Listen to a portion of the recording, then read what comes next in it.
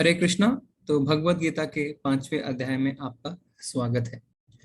तो इस अध्याय का नाम है कर्म संन्यास योग, या इसे हम कहते हैं कर्म योग कृष्ण भावना भावित कर्म। तो ये जो अध्याय है, ये जो तीसरा अध्याय हम पढ़ के आए हैं कर्म योग, उसका ही विस्तार है।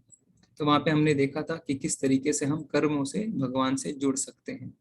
तो यहाँ पे हम देखेंगे कि किस तरीके से हम कृष्ण भावना भावित कर्म करके भगवान से जुड़ सकते हैं। तो भगवत गीता में कुल 18 अध्याय हैं। इसे हम 3 मॉड्यूल में ब्रेक कर सकते हैं। तो जो पहले 6 चैप्टर हैं उसे हम कहते हैं कर्म योग प्रधान। इसमें हम मुख्यतः कर्म योग के बारे में जानते हैं। बीच के जो 6 चैप्टर हैं, यानी 7वें अध्याय से 12वें अध्याय तक, इसे हम भक्ति योग प्रधान कहते हैं। और आखिरी के जो 6 अध्याय हैं 13 से 18, वो है ज्ञान योग प्रधान। तो पहले 6 अध्याय जो है वो है कर्म योग प्रधान, फिर उसके बाद भक्ति योग प्रधान, और उसके बाद ज्ञान योग प्रधान। तो हम कहते हैं कि जिस तरीके से एक सैंडविच के बीच में क्रीम होती है, तो भक्ति योग प्रधान जो है वो बीचों बीच है, संरक्षित है, और बहुत ही मधुर अध्याय है 7 से 12। तो हम आगे देखते हैं कि इस अध्याय में हम क्या जानेंगे। तो पहले श्लोक में अर्जुन कहते हैं, अर्जुन उवाचा संन्यासम कर्मणाम कृष्ण पुण्ययोगम च संससि यश्रेतयोरेकम तन्मे ब्रूहि सुनिश्चितम।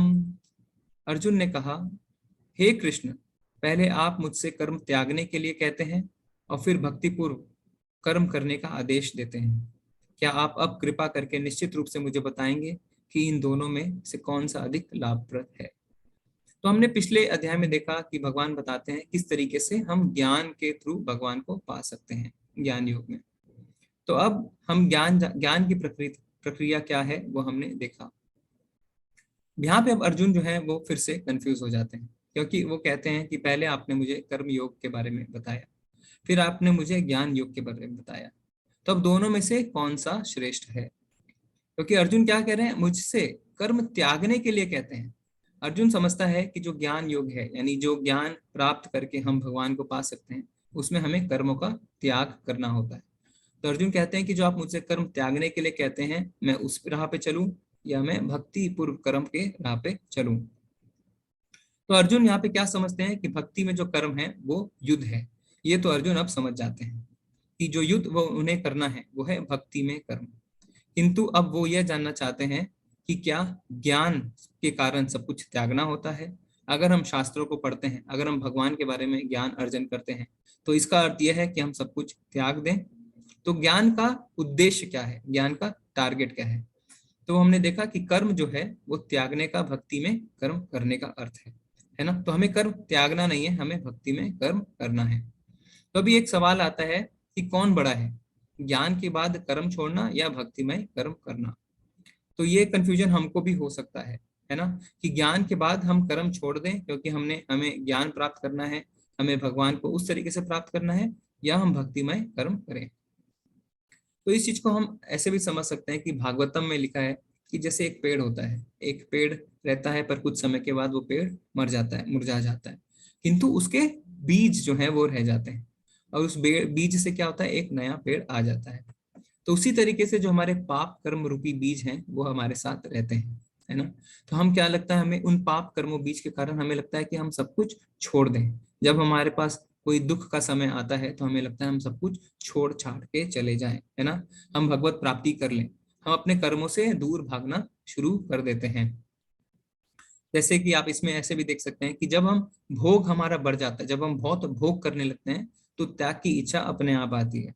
जैसे उदाहरणार्थ, किसी दिन आप बहुत ज्यादा खा लेते हैं, बहुत ज्यादा भोग कर लेते हैं, तो आपको क्या लगता है, अगले दिन मैं कम खाऊं। या दूसरा उदाहरण अगर लें, तो कभी आप ऑफिस में बहुत ज्यादा काम कर लेते हैं, तो अगले दिन आपको क्या लगता है कि मैं छुट्टी ले लूं। फिर आप फिर छुट्टी पे जाते हैं तो आपको क्या लगता है, नहीं मैं फिर से ऑफिस चला जाऊं। तो ये जो भोग त्याग भोग, ये चलता रहता है। तो अभी भौतिक जीवन में क्या है, हम भोग करते हैं, भोग से परेशान हो जाते हैं, त्याग करते हैं, फिर त्याग से ऊब जाते हैं और वापस भोग करने आते हैं। तो पेंडुलम की तरह हम इधर से उधर घूमते रहते हैं। जैसे कोई छुट्टी लेके जाता है तो हफ्ते भर की छुट्टी अच्छी लगती है, किंतु महीने भर की छुट्टी बोरियत में बदल जाती है। फिर से उसे भोग करने की इच्छा होती है, फिर से उसे कर्म क्षेत्र में आने की इच्छा होती है। तो ये जो भोग त्याग भोग का पेंडुलम जो है वो चलता रहता है और मनुष्य उसी में फंसता रहता है। तो इसको हम मरकट वैराग्य की तरह भी समझ सकते हैं। जैसे मरकट वैराग्य किसे कहते हैं? जैसे एक बंदर है ना, हमें लगता है कि वो जंगल में है, उसने तो कपड़े भी नहीं पहने, वो तो देखो फल खा रहा है ना, उसने सब त्याग दिया है। पर वो जब बंदर अकेला होता है तो हमें ऐसा लगता है, पर जैसे ही उसका संगी आता है तो वह उत्पात मचाना शुरू कर देता है। तो इसे आचार्य मरकट वैराग्य भी कहते हैं। तो इस प्रश्न का भगवान क्या उत्तर देते हैं, हम आगे देखते हैं। श्री भगवानुवाच संन्यास कर्म योगश्च नियश्रेष्कर आबुभो तयोस्तु कर्म संन्यासत कर्म योगो विशिष्यते। श्री भगवान ने उत्तर दिया, मुक्ति के लिए तो कर्म का परित्याग तथा भक्ति में कर्म यानी कर्म योग दोनों ही उत्तम हैं। तो भगवान कहते हैं कि दोनों मार्ग उत्तम है, आप दोनों मार्ग से मुझे पा सकते हैं। क्या? एक तो कर्म का परित्याग और एक भक्ति में कर्म। पर आगे भगवान क्या कहते हैं, किंतु इन दोनों में से कर्म के परित्याग से भक्ति युक्त कर्म श्रेष्ठ है। तो भगवान ने अपना मत यहाँ पे रख दिया है। भगवान ने कहा कि दोनों तरीकों से आप मुझे पा सकते हो, आप कर्म का परित्याग करके भी मुझे पा सकते हो और मुझे कर्म योग से भी पा सकते हो, यानी भक्ति में कर्म करके भी मुझे पा सकते हो। किंतु भगवान ने क्या कहा कि इसमें से कौन सा श्रेष्ठ है? भक्ति में युक्त कर्म कर्म, है ना। तो इसको हम युक्त वैराग्य भी समझते हैं। इसका अर्थ क्या होता है थोड़ा हम चर्चा करेंगे। तो हमें ऐसा नहीं करना है कि हमें सब कुछ छोड़ देना है। अगर हम भक्ति के मार्ग में आगे बढ़ते हैं, इसका अर्थ ये नहीं होता कि हम संन्यास लेके जंगल चले जाएं और कर्मों का परित्याग करें। हमें उल्टा ऐसा करना होता है कि जो भी कर्म करें, जो भी हमारे पास संसाधन है, उसे हम भगवान की सेवा में लगाएं, यानी युक्त वैराग्य। इस युक्त वैराग्य पे हम आगे बढ़ के भगवान को प्राप्त कर सकते हैं। जैसे कि कोई कह सकता है कि भक्ति के मार्ग में है तो आप गाड़ियों में क्यों जाते हैं, आप एरोप्लेन में क्यों जाते हैं। लोगों के मन में ऐसा विचार जरूर आता है। पर प्रभुपाद जी बताते हैं कि ये जो गाड़ी है या प्लेन है या टाइपराइटर है, कोई भी भौतिक चीज है, ये है भगवान की एनर्जी। और इस भगवान की एनर्जी को अगर हम भगवान के इस्तेमाल में लगाते हैं तो इससे हमें भयभीत होने की कोई आवश्यकता नहीं है। कई बार हमें लगता है कि अरे ये तो सन्यासी है, किंतु देखो फोन आईफोन इस्तेमाल करता है ना। अरे ये तो गाड़ी में आता है, ये तो ऊपर से सन्यासी दिखता है, अंदर से तो इसको भोग की इच्छा है। पर हमें यह समझना है कि अगर कोई पारंपरिक गुरु है जो गुरु शिष्य परंपरा में आता है, अगर वो कोई संसाधन इस्तेमाल करता है, हमें देखना चाहिए कि वो क्यों इस्तेमाल कर रहा है। अगर उससे वो भगवान की सेवा कर रहा है तो उसे युक्त वैराग्य कहते हैं, क्योंकि उसमें उसका कोई स्वार्थ नहीं। वो अपने भोग के लिए, अपनी इंद्र तृप्ति के लिए ऐसा नहीं कर रहा। वो भगवान की सेवा में भगवान की ही भौतिक ऊर्जा को, भगवान की ही एनर्जी को इस्तेमाल कर रहा है। ठीक है, तो इसमें हम एक उदाहरण से समझेंगे। ये थोड़ा सा हमने चर्चा पहले करी थी, इसको आज हम विस्तार में बताएंगे। तो हमने देखा था कि 3 तरीके के कर्म होते हैं। कोई बता सकता है 3 तरीके के कौन से कर्म होते हैं? आप अपना हैंड रेस करके बता सकते हैं।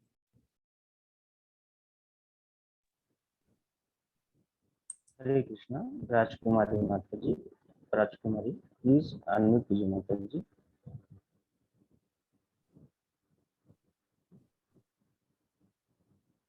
हरे कृष्णा, राजकुमारी माता जी।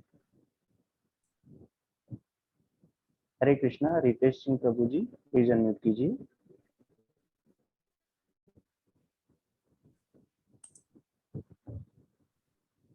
जी प्रभु जी, हरे कृष्णा। चैट में भी हरे कृष्णा, आरती प्रभु प्रशांत जी ने, उपाध्याय प्रभु जी चैट प्लीज में प्रभु अनम्यूट जी माता कीजिए। जी ने कहा है कर्म जी कर्म प्रभु। हरे का कर्म। कृष्णा। जी हरे कृष्णा प्रभु जी, धन्यवाद प्रणाम। हरे कृष्णा प्रभु जी, धन्यवाद प्रणाम। जी प्रभु जी, सकर्म काम, सकाम कर्म, विकर्म और अकर्म। ओके ओके प्रभु जी, धन्यवाद। हम और सुनेंगे, अगर किसी और को बताना है तो बता हरे सकते हैं। कृष्ण। हरे कृष्णा प्रभु जी। हरे कृष्णा, शालिनी माता जी प्लीज अनम्यूट कीजिए। हरे कृष्णा सर। हरे कृष्ण। अच्छे कर्म, बुरे कर्म और कृष्ण कर्म। जी जी माता जी, ठीक है, अब हम चर्चा करते हैं। तो जो आप लोगों ने कहा, जी हाँ, तीन समय जो है, तीन तरीके के कर्म होते हैं। एक जैसे हम कहते हैं कर्म, एक विकर्म और एक अकर्म। तो कर्म यानी जो पाप करेंगे या पुण्य करेंगे वैसे फल मिलेंगे, अच्छे काम करेंगे तो अच्छे फल, बुरे काम करेंगे तो बुरे फल। फिर विकर्म, विकर्म यानी जो शास्त्रों ने हमें मना किया है।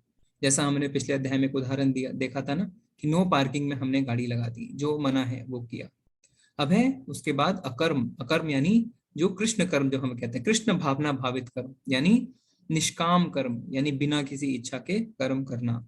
तो ये आप लोग, बहुत बधाइयां, आप अच्छे से सुन रहे हैं। तो तीन तरीके के कर्म होते हैं। अब जो है, अब हम जो सामान्य जिंदगी में देखते हैं और जो अधिकतर लोग करते हैं, वो पुण्य में बहुत ज्यादा विश्वास करते हैं। उन्हें अच्छे अच्छे कार्य करने के लिए प्रेरणा मिलती रहती है और वो चाहते हैं कि मैं पुण्य ज्यादा से ज्यादा कमा सकूं। तो इसी का उदाहरण हमें मिलता है राजा नृग के थ्रू।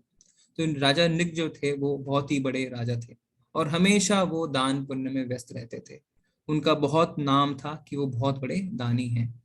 तो एक बार वो दान के कार्य में लगे हुए थे और ब्राह्मणों को गाय दान में दे रहे थे।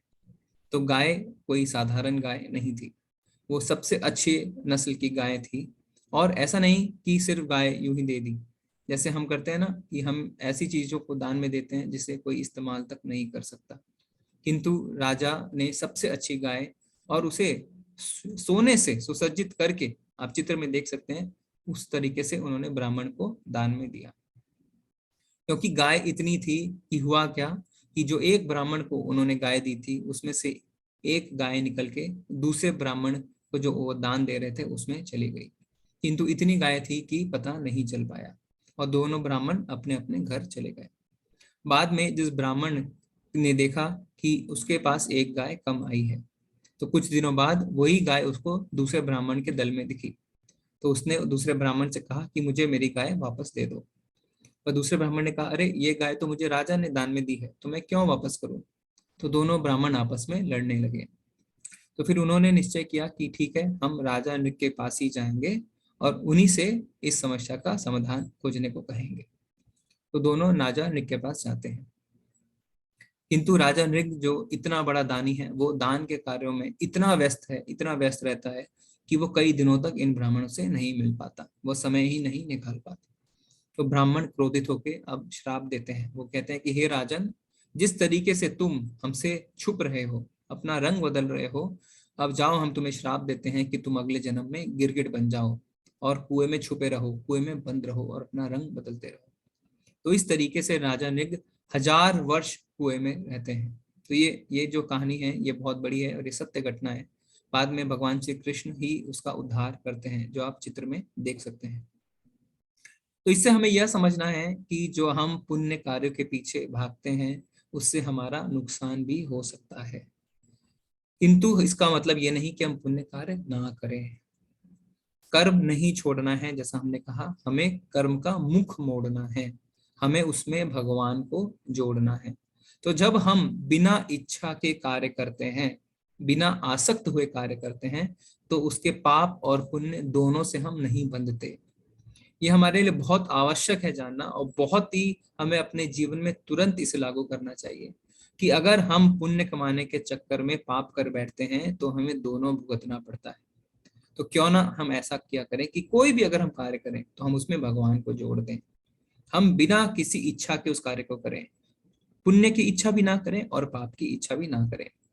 अब पाप की इच्छा ना करें ये तो समझ में आता है, किंतु पुण्य की इच्छा ना करें ये लोगों को जल्दी से समझ नहीं आती। पर इस बात को हमें बहुत अच्छे से समझ लेना चाहिए कि अगर हम पुण्य के पीछे भागेंगे तो पुण्य को भोगने के लिए भी हमें जन्म मृत्यु के चक्कर में फंसे रहना पड़ेगा। क्योंकि पुण्य भोगने के लिए हो सकता है हमें स्वर्ग मिले, हो सकता है हम हजारों साल तक स्वर्ग में रहें, किंतु जब हमारे पुण्य खत्म हो जाएंगे तब हमें वापस मृत्यु लोक में आना पड़ेगा, इसमें कोई भी संशय नहीं है। इसीलिए अगर हम अपने कर्मों के बंधन से नहीं बंधते, हम कृष्ण भावना भावित कर्म करते हैं, तो हम कहाँ जाएंगे, हम भगवान के धाम जाएंगे, गोलोक वृंदावन। और जब वहां हम जाएंगे फिर वहां से हम वापस कभी भी निकाले नहीं जाते। और इसमें एक बहुत बड़ी शिक्षा हमें यह भी मिलती है, क्या कोई कह सकता है, अच्छा आप बताएं, कोई कह सकता है, आप हैंड रेस करके बताएं कि राजा ने तो इतने पुण्य किए थे, इतने सारे पुण्य किए थे, उससे एक पाप हो भी गया तो क्यों नहीं कुछ पुण्य के बदले उसके पाप खत्म हो गए, उसे क्यों भोगना पड़ा? कोई हैंड रेस करके बता सकता है कि इतने पुण्य थे, एक पाप हुआ तो वो पाप माफ क्यों नहीं हुआ? या ऐसा क्यों नहीं हुआ कि कुछ पुण्य उसके खत्म हो जाए और वो पाप भी खत्म हो जाए?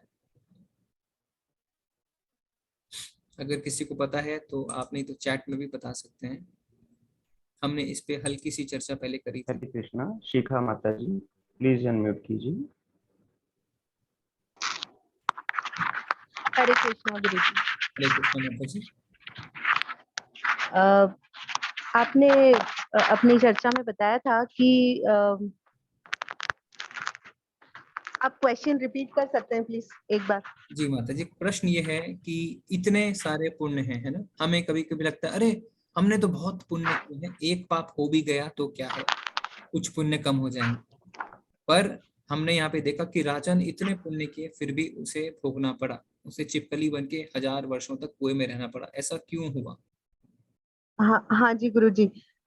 उन्होंने इसलिए वो कर्म झेले थे क्योंकि हम अगर इस लोक पे हैं तो हमें अपने पुण्य भी झेलने पड़ते हैं और पाप भी झेलने पड़ते हैं। जब तक हमारी मुक्ति नहीं होती या जब तक हम गोलोक में नहीं जाते, जब तक हम पाप और पुण्य दोनों से बंधे हुए हैं, ऐसा आपने बताया था। जी माता जी धन्यवाद। हम और एक सुनेंगे, हम चैट में एक माता जी ने लिखा है पुण्य भी हमें भोगने पड़ते हैं और पाप भी भोगना पड़ता है। ठीक है माता जी, एक और हैंड रेज हम लेंगे फिर हम थोड़ा बताएंगे इसके बारे में। हरे कृष्णा। प्रमोद प्रभु जी, प्लीज अनम्यूट कीजिए।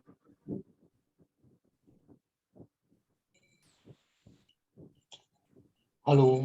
हरे कृष्णा प्रभु जी। हरे कृष्णा प्रभु जी। पुण्य का विभाग अलग होता है और पाप कर्म का विभाग अलग होता है। जैसा कि स्वामी रामचंद्र दास जी ने बताया था कि फौजदारी न्यायालय अलग होता है और जो लड़ाई झगड़े और जमीन का ये न्यायालय अलग अलग होते हैं। किसी भी न्यायालय में एक काम का अलग अलग जज होते हैं। उसी प्रकार एक पाप कर्म से पुण्य कर्म या पुण्य कर्म से पाप कर्म काटा नहीं जा सकता। जी प्रभु जी, बहुत सुंदर तरीके से आपने बताया, धन्यवाद। आप सबने सही बताया कि पाप कर्म पुण्य कर्मों से पाप को काटा नहीं जा सकता। ऐसा नहीं है कि हमने 10 पुण्य कर्म किए और 2 पाप कर दिए तो हमारे 8 पुण्य बच गए या 6 पुण्य बच गए, ऐसा नहीं होता है। आपको अलग से पुण्य भी झेलने होते हैं और अलग से पाप भी झेलना होता है। तो इस बात को हमें अच्छी तरह आत्मसात करना है। तो भगवान फिर क्या बताते हैं, अब इसमें हम देखेंगे कि असली सन्यास क्या है। भगवान इसमें और अच्छे से अर्जुन को बताते हैं।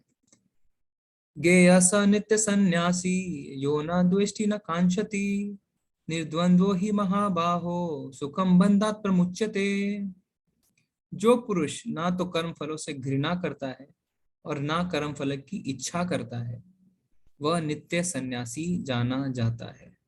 तो कितने साधारण भाषा में है और हमें इसको बहुत अच्छे से समझ के अपनी बुद्धि से स्वीकारना है। क्या?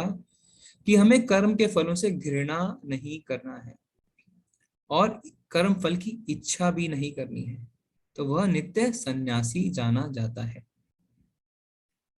हे महाबाहु अर्जुन, ऐसा मनुष्य समस्त द्वंद्वों से रहित होकर भव बंधन को पार कर पुण्यता मुक्त हो जाता है।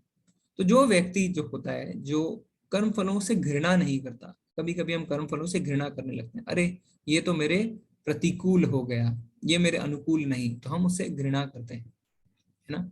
तो हमें घृणा नहीं करनी चाहिए कर्म फलों से और ना ही कभी कर्म फल की इच्छा करनी चाहिए, क्योंकि भगवान ने इसके पहले अध्याय में क्या बताया था कि हमारा अधिकार कर्म पे है, फल पे नहीं। अब जिसने सब कुछ त्याग दिया है, देखिए उसकी क्या अवस्था होती है। अब अच्छा खाना नहीं खा सकता, है ना, उसने तो सब त्याग दिया है। अब जैसे ही वो अच्छा खाना खाने जाता है उसे लगता है क्या, मैं माया में फंस जाऊंगा। नाच नहीं सकता, है ना, नाचने जाता तो उसको लगता है अरे ये तो माया है। गाना नहीं गा सकता, उसको लगता है अरे ये तो माया है, मैंने तो सब छोड़ दिया है। तो उसकी अवस्था किस तरीके से हो जाती है आप समझ सकते हैं। किंतु अब उससे भक्त को देखिए, भक्त ने क्या किया है, भक्त ने छोड़ा नहीं, भक्त ने क्या किया, भगवान से जोड़ा। तो अब क्या है, भक्त घृणा नहीं करता, वो क्या करता है, सब कुछ भगवान को ऑफर करता है। ठीक है, जैसे खाना, अच्छा खाना है तो भक्त क्या करता है, भक्त अपने लिए खाना नहीं बनाता, वो भगवान के लिए खाना बनाता है। अब हम भगवान के लिए बनाएंगे तो स्वाभाविक है कि हम भगवान को अच्छे से अच्छा खिलाना चाहेंगे, है ना। तो जब हम भगवान को अच्छे से अच्छा भोग करते हैं फिर उसको हम प्रसाद के रूप में ग्रहण कर सकते हैं। तो भक्त ने ना अच्छा खाना छोड़ा और ना ही वो माया में फंसा। क्यों? क्योंकि उसने उसको भगवान से जोड़ दिया। अब कोई नाचने का शौक है तो वो क्या है, अब वो भगवान के कीर्तन में भी नाच सकता है। अब भक्त आप देखेंगे तो बहुत झूम झूम के नाचते हैं, है ना। इस्कॉन में जब हरि नाम संकीर्तन होता है तो आप देखेंगे कि कितने अंग्रेज, कितने बाहर के लोग, कितने विदेशी, कितने झूम झूम के नाचते हैं, तो वो भगवान के लिए नाचते हैं। तो ऐसा नहीं है कि उसमें वो फंस गए। क्यों? क्योंकि उन्होंने भगवान के लिए नृत्य किया है। ठीक है, इसी तरीके से अगर कोई गाना पसंद करता है तो वो क्या करता है, भगवान के भजन गाता है ना। भगवान के भजन गाने से क्या होता है, वो भगवान के लिए कार्य करता है। तो हमने क्या हुआ, हमने घृणा नहीं करी। जैसे जो सन्यासी है उसने घृणा करी, कैसे, वो बोलता है नहीं अच्छा खाना मैं नहीं खाऊंगा, वो घृणा करने लगता है। किंतु भक्त जो है वो घृणा करने नहीं लगता। तो यहाँ पे क्या है, जो एक ही चीज है, जो सेम मटेरियल है, सेम भौतिक पदार्थ है, वो हमें जो है बांध भी सकते हैं, हमें मुक्त भी कर सकते हैं। इस बात को अच्छे से हम समझेंगे। जो भौतिक वस्तु है वो हमें बांध भी सकती है, हमें मुक्त भी कर सकती है। कैसे? जैसे आप दूध का उदाहरण लीजिए। अब दूध है, अगर आप दूध बहुत ज्यादा पी लेंगे तो क्या होगा, आपका पेट खराब हो जाएगा, है ना। किंतु अगर दही आप खाएंगे तो आपका पेट सही हो जाएगा। किंतु है तो वो वही दूध, उसी दूध से, दूध आपने पिया, उसी दूध से दही बनी। किंतु दही खाएंगे तो आपका पेट ठीक हो जाएगा, और बहुत ज्यादा अगर आप दूध पीते हैं तो आपका पेट खराब हो जाएगा। तो कहने का अर्थ है कि जो एक ही पदार्थ है किंतु एक आपको बांधता है और एक आपको मुक्त करता है। तो हमें अपने द्वंद्वों को त्यागना चाहिए, है ना। जैसे अगर कोई रोड है, अगर रोड पे बहुत गड्ढे हैं तो प्रभुपाद जी कहते हैं कि हमें प्रैक्टिकल होना है, इमोशनल नहीं होना। यानी ऐसा जरूरी नहीं कि अगर रोड में बहुत गड्ढे हैं तो हम उस रोड से ही जाएं, है ना। हम एरोप्लेन से भी जा सकते हैं। तो हमें अपना प्लेटफॉर्म बदलना है ना। सो हमें क्या करना है, इस विचार से ऊपर उठना है कि ये मेरा है, ये उसका है, ये उसका है, ये उसका है। सब कुछ भगवान का है, भगवान ही सब कुछ के स्वामी हैं। तो जो कर्म संन्यास होता है, यानी जो कर्मों से संन्यास ले लेते हैं, वो व्यवहारिक नहीं होता, वो प्रैक्टिकल नहीं होता। आप कुछ दिनों तक, कुछ महीनों तक उस पर टिक सकते हैं, उसके बाद आपका पतन निश्चित है। किंतु जो कर्म अगर हम भगवान के लिए करते हैं, क्योंकि देखिए आगे भगवान बताएंगे कि आत्मा जो है वो कर्म करना कभी नहीं छोड़ सकता। तो अगर आप उस कर्म को भगवान के लिए करेंगे तो वो व्यवहारिक बन जाता है, उसको आप आगे तक निभा सकते हैं। ठीक है, तो ये था कर्म योग या कर्म संन्यास। तो हमने पहले भी देखा था कि कर्म फल का त्याग करना है, कर्म का नहीं। अब यहाँ पे हम एक और उदाहरण से इस बात को समझते हैं कि किस तरीके से जो भक्तिमय कर्म करने से हम प्रकृति के तीनों गुणों से ऊपर उठ सकते हैं। तो अभी तक आपको सबको पता होगा कि प्रकृति के 3 गुण कौन से हैं। कोई बता सकता है अगर उनको नाम याद है? प्रकृति के कौन से 3 गुण हैं? आप चैट में भी लिख सकते हैं। हरे कृष्णा, हेमा माता जी प्लीज अनम्यूट कीजिए।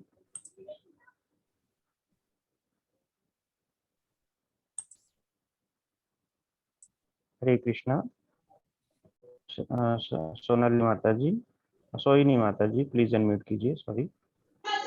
हरे कृष्णा प्रभु जी। दंडवत प्रणाम। हाँ, हरे कृष्णा। दंडवत प्रणाम प्रभु जी। सतगुण, रजोगुण और तमोगुण, जी ये माता, 3 गुण। जी माता जी धन्यवाद। तो अभी काफी लोगों ने चैट में भी बताया है, तो आपको सबको पता है सतोगुण, रजोगुण और तमोगुण। और उसके ऊपर जो गुण होता है, जो वैष्णव का होता है, उसे कहते हैं शुद्ध सत्वगुण। ठीक है, तो अब यहाँ पे हम देखेंगे हरिदास ठाकुर जी का। सर जी माता जी। जी, तो हरिदास ठाकुर जी के बारे में हम थोड़ा जानेंगे। तो जो हरिदास ठाकुर थे वो चैतन्य महाप्रभु यानी आज से 500 साल पहले उनके साथ उनके पार्षद थे नवदीप धाम में। तो जन्म से हरिदास ठाकुर जी मुसलमान थे, किंतु उन्हें भगवान नाम में इतनी रुचि थी कि वो दिन में कितनी माला करते थे? 192 माला। हम एक माला भी नहीं कर पाते और हरिदास ठाकुर जी 192 माला करते थे। इसीलिए चैतन्य महाप्रभु ने उनका नाम क्या रखा था, नाम आचार्य हरिदास ठाकुर। नाम आचार्य का उनको पद्धति मिली थी, क्योंकि भगवान का नाम जो है वो उनके मुख से हटता ही नहीं था। 192 माला, तो वो प्रसाद भी ग्रहण करते थे जब उनकी माला पूरी हो जाती थी। बाकी चीजों की तो बाद की बात है, प्रसाद तक ग्रहण नहीं करते थे। तो अब जब उस समय में मुगलों का जब राज था, तो वहाँ के जो शासक थे उनको हरिदास ठाकुर से बड़ी द्वेष था, उनको बड़ी ईर्ष्या थी। तो वो क्या करते हैं, वह एक महिला को उनके पास भेजते हैं और उनको कहते हैं कि आप जाइए और हरिदास ठाकुर का जो तपस्या है, जो उनके साथ जाइए, उनसे बात करिए। तो वो महिला उनके पास जाती है। उसे देख के हरिदास ठाकुर समझ जाते हैं कि वो महिला वहां पे क्यों आई है। तो उनको हरिदास ठाकुर जी कहते हैं कि ठीक है, आप बैठिए, मेरी जब माला पूरी हो जाएगी तब मैं आपसे बात करूंगा। वो महिला कहती है कि मुझे आपसे बात करनी है। तो बोले हाँ ठीक है, आप बैठिए, फिर मैं बात करूंगा। तो हरिदास ठाकुर जी की माला चलती रहती है, चलती रहती है, ऐसे करके पूरी रात बीत जाती है, पर उनकी माला खत्म नहीं होती। तो वो महिला जो है वो उठ के वापस चली जाती है। जब शासक के पास जाती है तो सब कुछ बताती है। तो शासक कहता है कि ठीक है, तुम आज दोबारा जाओ और फिर से कोशिश करो। फिर वो महिला हरिदास ठाकुर जी के पास जाती। फिर हरिदास ठाकुर जी कहते हैं कि ठीक है, आप बैठिए, जब मेरी माला पूरी हो जाएगी तो मैं आपसे जरूर बात करूंगा। तो ये जो है ये चलता रहता है, 2 दिन 3 दिन निकल जाते हैं। बाद में यूं होता है कि जो महिला हरिनाम सुनते सुनते सुनते सुनते उसका हृदय शुद्ध हो जाता है और वो हरिदास जी के ठाकुर के चरणों में गिर जाती है और अपनी गलती पहचान लेती है। फिर बाद में वो शिष्या भी बन जाती है हरिदास ठाकुर की, उनसे दीक्षा लेके। तो हरिनाम जो है वो इतना पवित्र है कि सुनने मात्र से, आप देखिए, जो महिला उनके पास गई उनकी तपस्या भंग करने के लिए, तो वह खुद उनकी शिष्य बन गई और हरिनाम जपने लगी। तो जो नवदा भक्ति होती है, जो 9 प्रकार से हम भक्ति करते हैं, उसमें सबसे पहले आता है श्रवणम। तो सुनना चाहिए। इसीलिए हम कहते हैं कि जब हम माला का जप करते हैं तो हमें बोल बोल के करना चाहिए। श्रवणम जो है वो सबसे ऊपर है। फिर और क्या है, श्रवणम, कीर्तनम, स्मरणम, फिर कीर्तन करना और फिर भगवान के बारे में स्मरण करना। तो नवदा भक्ति में ये 3 जो है ये विधि सबसे ऊपर आती है। तो इससे हमें समझ में आता है कि हरिनाम की महिमा कितनी है। श्रवण मात्र से हम भगवान के भक्त बन सकते हैं। अब यहाँ पे हम देखेंगे कि भगवान क्या कहते हैं 10वें श्लोक में। ब्राह्मण्यधाय कर्माणि संगत्वा करोति यः लिप्यतेन स पापेन पदम पत्रम इवाम्भसा। जो व्यक्ति कर्म फलों को परमेश्वर को समर्पित करके आसक्ति रहित होकर अपना कर्म करता है, वह पाप कर्मों से उसी प्रकार अप्रभावित रहता है जिस प्रकार कमल पत्र जल से अस्पर्श रहता है। तो भगवान यहाँ पे हमें बहुत सुंदर उदाहरण देते हैं, क्योंकि कोई कह सकता है कि अरे मैं तो कर्म भी कर रहा हूँ, फल से भी आसक्त नहीं हूँ, कैसे होगा, ये कैसे करना है। तो भगवान उदाहरण समझाते हैं कि जैसे एक कमल का पत्र होता है, जो पत्ता होता है, वह जल में रहता है पर जल से अस्पर्श रहता है, जल उस पर टिकता नहीं है। जल में रहते हुए भी वो जल उसे स्पर्श नहीं कर पाता है ना। तो हम देखेंगे कि जैसे अभी कोई कपड़ा है ना, अगर आप उसे पानी में भिगो देते हैं तो कपड़े को कुछ नहीं होता, किंतु अगर आप एक कागज को पानी में भिगो देते हैं तो पानी, तो जो कागज है वो खत्म हो जाता है। और जो कमल का पुष्प है वो पानी को, उसको छू भी नहीं पाता। ठीक है, तो इस उदाहरण से हमें क्या समझ में आता है कि हम कर्म करते हुए भी, इस संसार में रहते हुए भी, ऐसा नहीं है कि हमें सब कुछ छोड़ के हिमालय चला जाना है।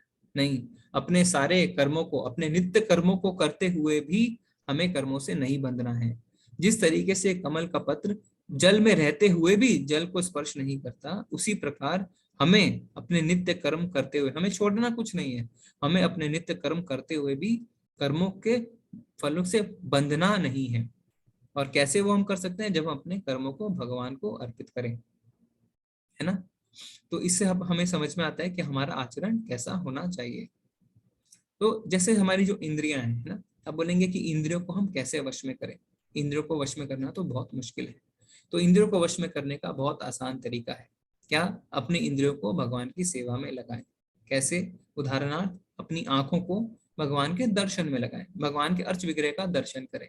अपने कानों को भगवान का कीर्तन सुने, भगवान का नाम सुने। अपने मुख को भगवान का कीर्तन कहने में या माला जप करने में लगाएं। अपने नाक को भगवान पे चढ़े पुष्प को सुगंध लेने में लगाएं। और अपने हाथों को भगवान को सेवा करने में लगाएं, उनका मंदिर साफ करने में लगाएं। तो इस तरीके से आप देखेंगे कि हम अपने इंद्रियों को भगवान की सेवा में बहुत ही व्यवहारिक रूप से लगा सकते हैं। और जब हम ऐसा करते हैं तो हमारी इंद्रियां तुष्ट होती हैं और साथ ही साथ हम कर्म के फलों से बंधते नहीं हैं। तो इसी तरीके से आप देखेंगे बहुत ही सुंदर उदाहरण प्रभुपाद जी का आता है। क्या? प्रभुपाद जी कहाँ गए? अमेरिका गए। कब? जब उनकी उम्र 70 साल थी, है ना। अब 70 साल की उम्र में वो किस जगह गए जहां पे माया पूरे जोर शोर से थी? अमेरिका में माया पूरे जोर शोर से थी। तो किसी ने प्रभुपाद जी को कहा, अरे प्रभुपाद जी, आप अमेरिका जा रहे हैं, आपको तो वहीं के हिसाब से रहना पड़ेगा, वैसा ही खाना खाना पड़ेगा, और फिर उसी उनकी आदतें जो हैं वो आपको प्रभावित कर सकती हैं, आपको वैसे कपड़े पहनने पड़ेंगे। प्रभुपाद जी ने कहा, मैं सिखाने जा रहा हूँ, सीखने नहीं जा रहा। और जब आप प्रभुपाद जी की जीवनी पढ़ेंगे तो आप देखेंगे जब शुरू के वर्ष में वो अमेरिका में रहे तो वो ऐसे ऐसे स्थानों में रहे जहाँ लोग सिर्फ ड्रग्स लेके पड़े रहते थे, जिन्हें हिप्पी कहते हैं। तो सब कहते हैं कि प्रभुपाद जी ने हिप्पी को हैप्पी बना दिया। तो आप सोचिए, ऐसे लोग जो सिर्फ ड्रग्स लेके पड़े रहते थे, जब प्रभुपाद जी अपने कमरे का दरवाजा खोलते थे तो सीढ़ी में लोग ड्रग्स लेके पड़े रहते थे, उन्हें हटा हटा के प्रभुपाद जी को जाना पड़ता था। ऐसे लोगों को प्रभुपाद जी ने भक्त बना दिया। तो एक शुद्ध भक्त की यही निशानी होती है कि हम अपने भगवान के नाम में इतना विश्वास रखते हैं कि हम जो है वो जितने भी पानी में रह के भी हम उस पानी से स्पर्श नहीं होते हैं, इतनी माया में भी रह के हमें माया छू नहीं पाती। और ये कब होता है? जब हम कर्म जो है वो अपने लिए नहीं करते, हम वो भगवान के लिए करते हैं। तो भगवान हमारी रक्षा भी करते हैं, साथ ही हम अपनी इंद्रियों को कर्म फलों से बांधते नहीं हैं। तो हम आगे देखते हैं अब। तो इसमें एक और अच्छा उदाहरण आता है हनुमान जी का। क्या? हनुमान जी ने लंका को भगवान राम को भेंट के रूप में जलाया, उनकी शक्ति के प्रदर्शन के रूप में नहीं, है ना। तो ऐसा नहीं है कि हनुमान जी ने अपनी शक्ति का प्रदर्शन करने के लिए लंका को जलाया, उन्होंने राम जी को भेंट दी। वह अपने कर्म के फल से नहीं जुड़ा था, इसने उन्हें तुरंत प्रभु की अगली सेवा में शामिल होने के लिए सक्षम किया, क्योंकि उनकी हर सांस प्रभु की सेवा के लिए थी। तो हम जब हनुमान चालीसा पढ़ते हैं तो क्या पढ़ते हैं? अष्ट सिद्धि नव निधि के दाता। उनके पास अष्ट सिद्धियां थी, पर क्या उन्हें छोड़ के हिमालय चले गए, वहां जाके बैठ गए? उन्होंने कहा कि अरे मेरे पास तो अब अष्ट सिद्धि आ चुकी है, अब मुझे कोई सेवा की जरूरत नहीं है। नहीं, उन्होंने ऐसा नहीं किया। वो तो हमेशा सेवा के लिए तत्पर रहते हैं। और हनुमान चालीसा में क्या बोलते हैं हनुमान जी के लिए? विद्यावान गुणी अति चातुर। उनके पास तो बहुत विद्या है ना।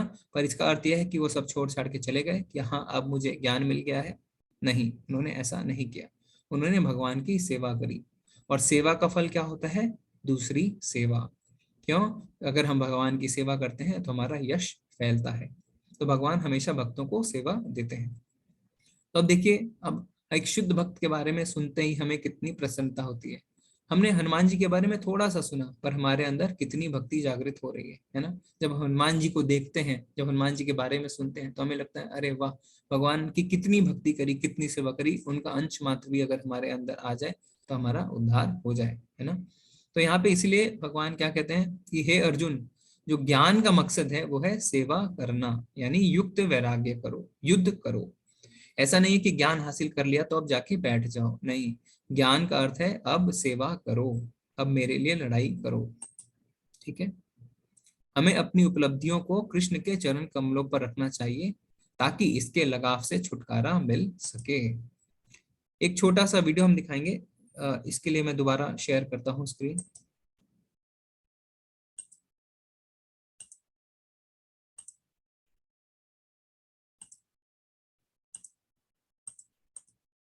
वीडियो शेयर करने के लिए एक ऑप्शन लेने से अच्छे तरीके से आप देख पाएंगे जी। तो हम एक छोटा सा प्रभुपाद जी के बारे में वीडियो देखते हैं।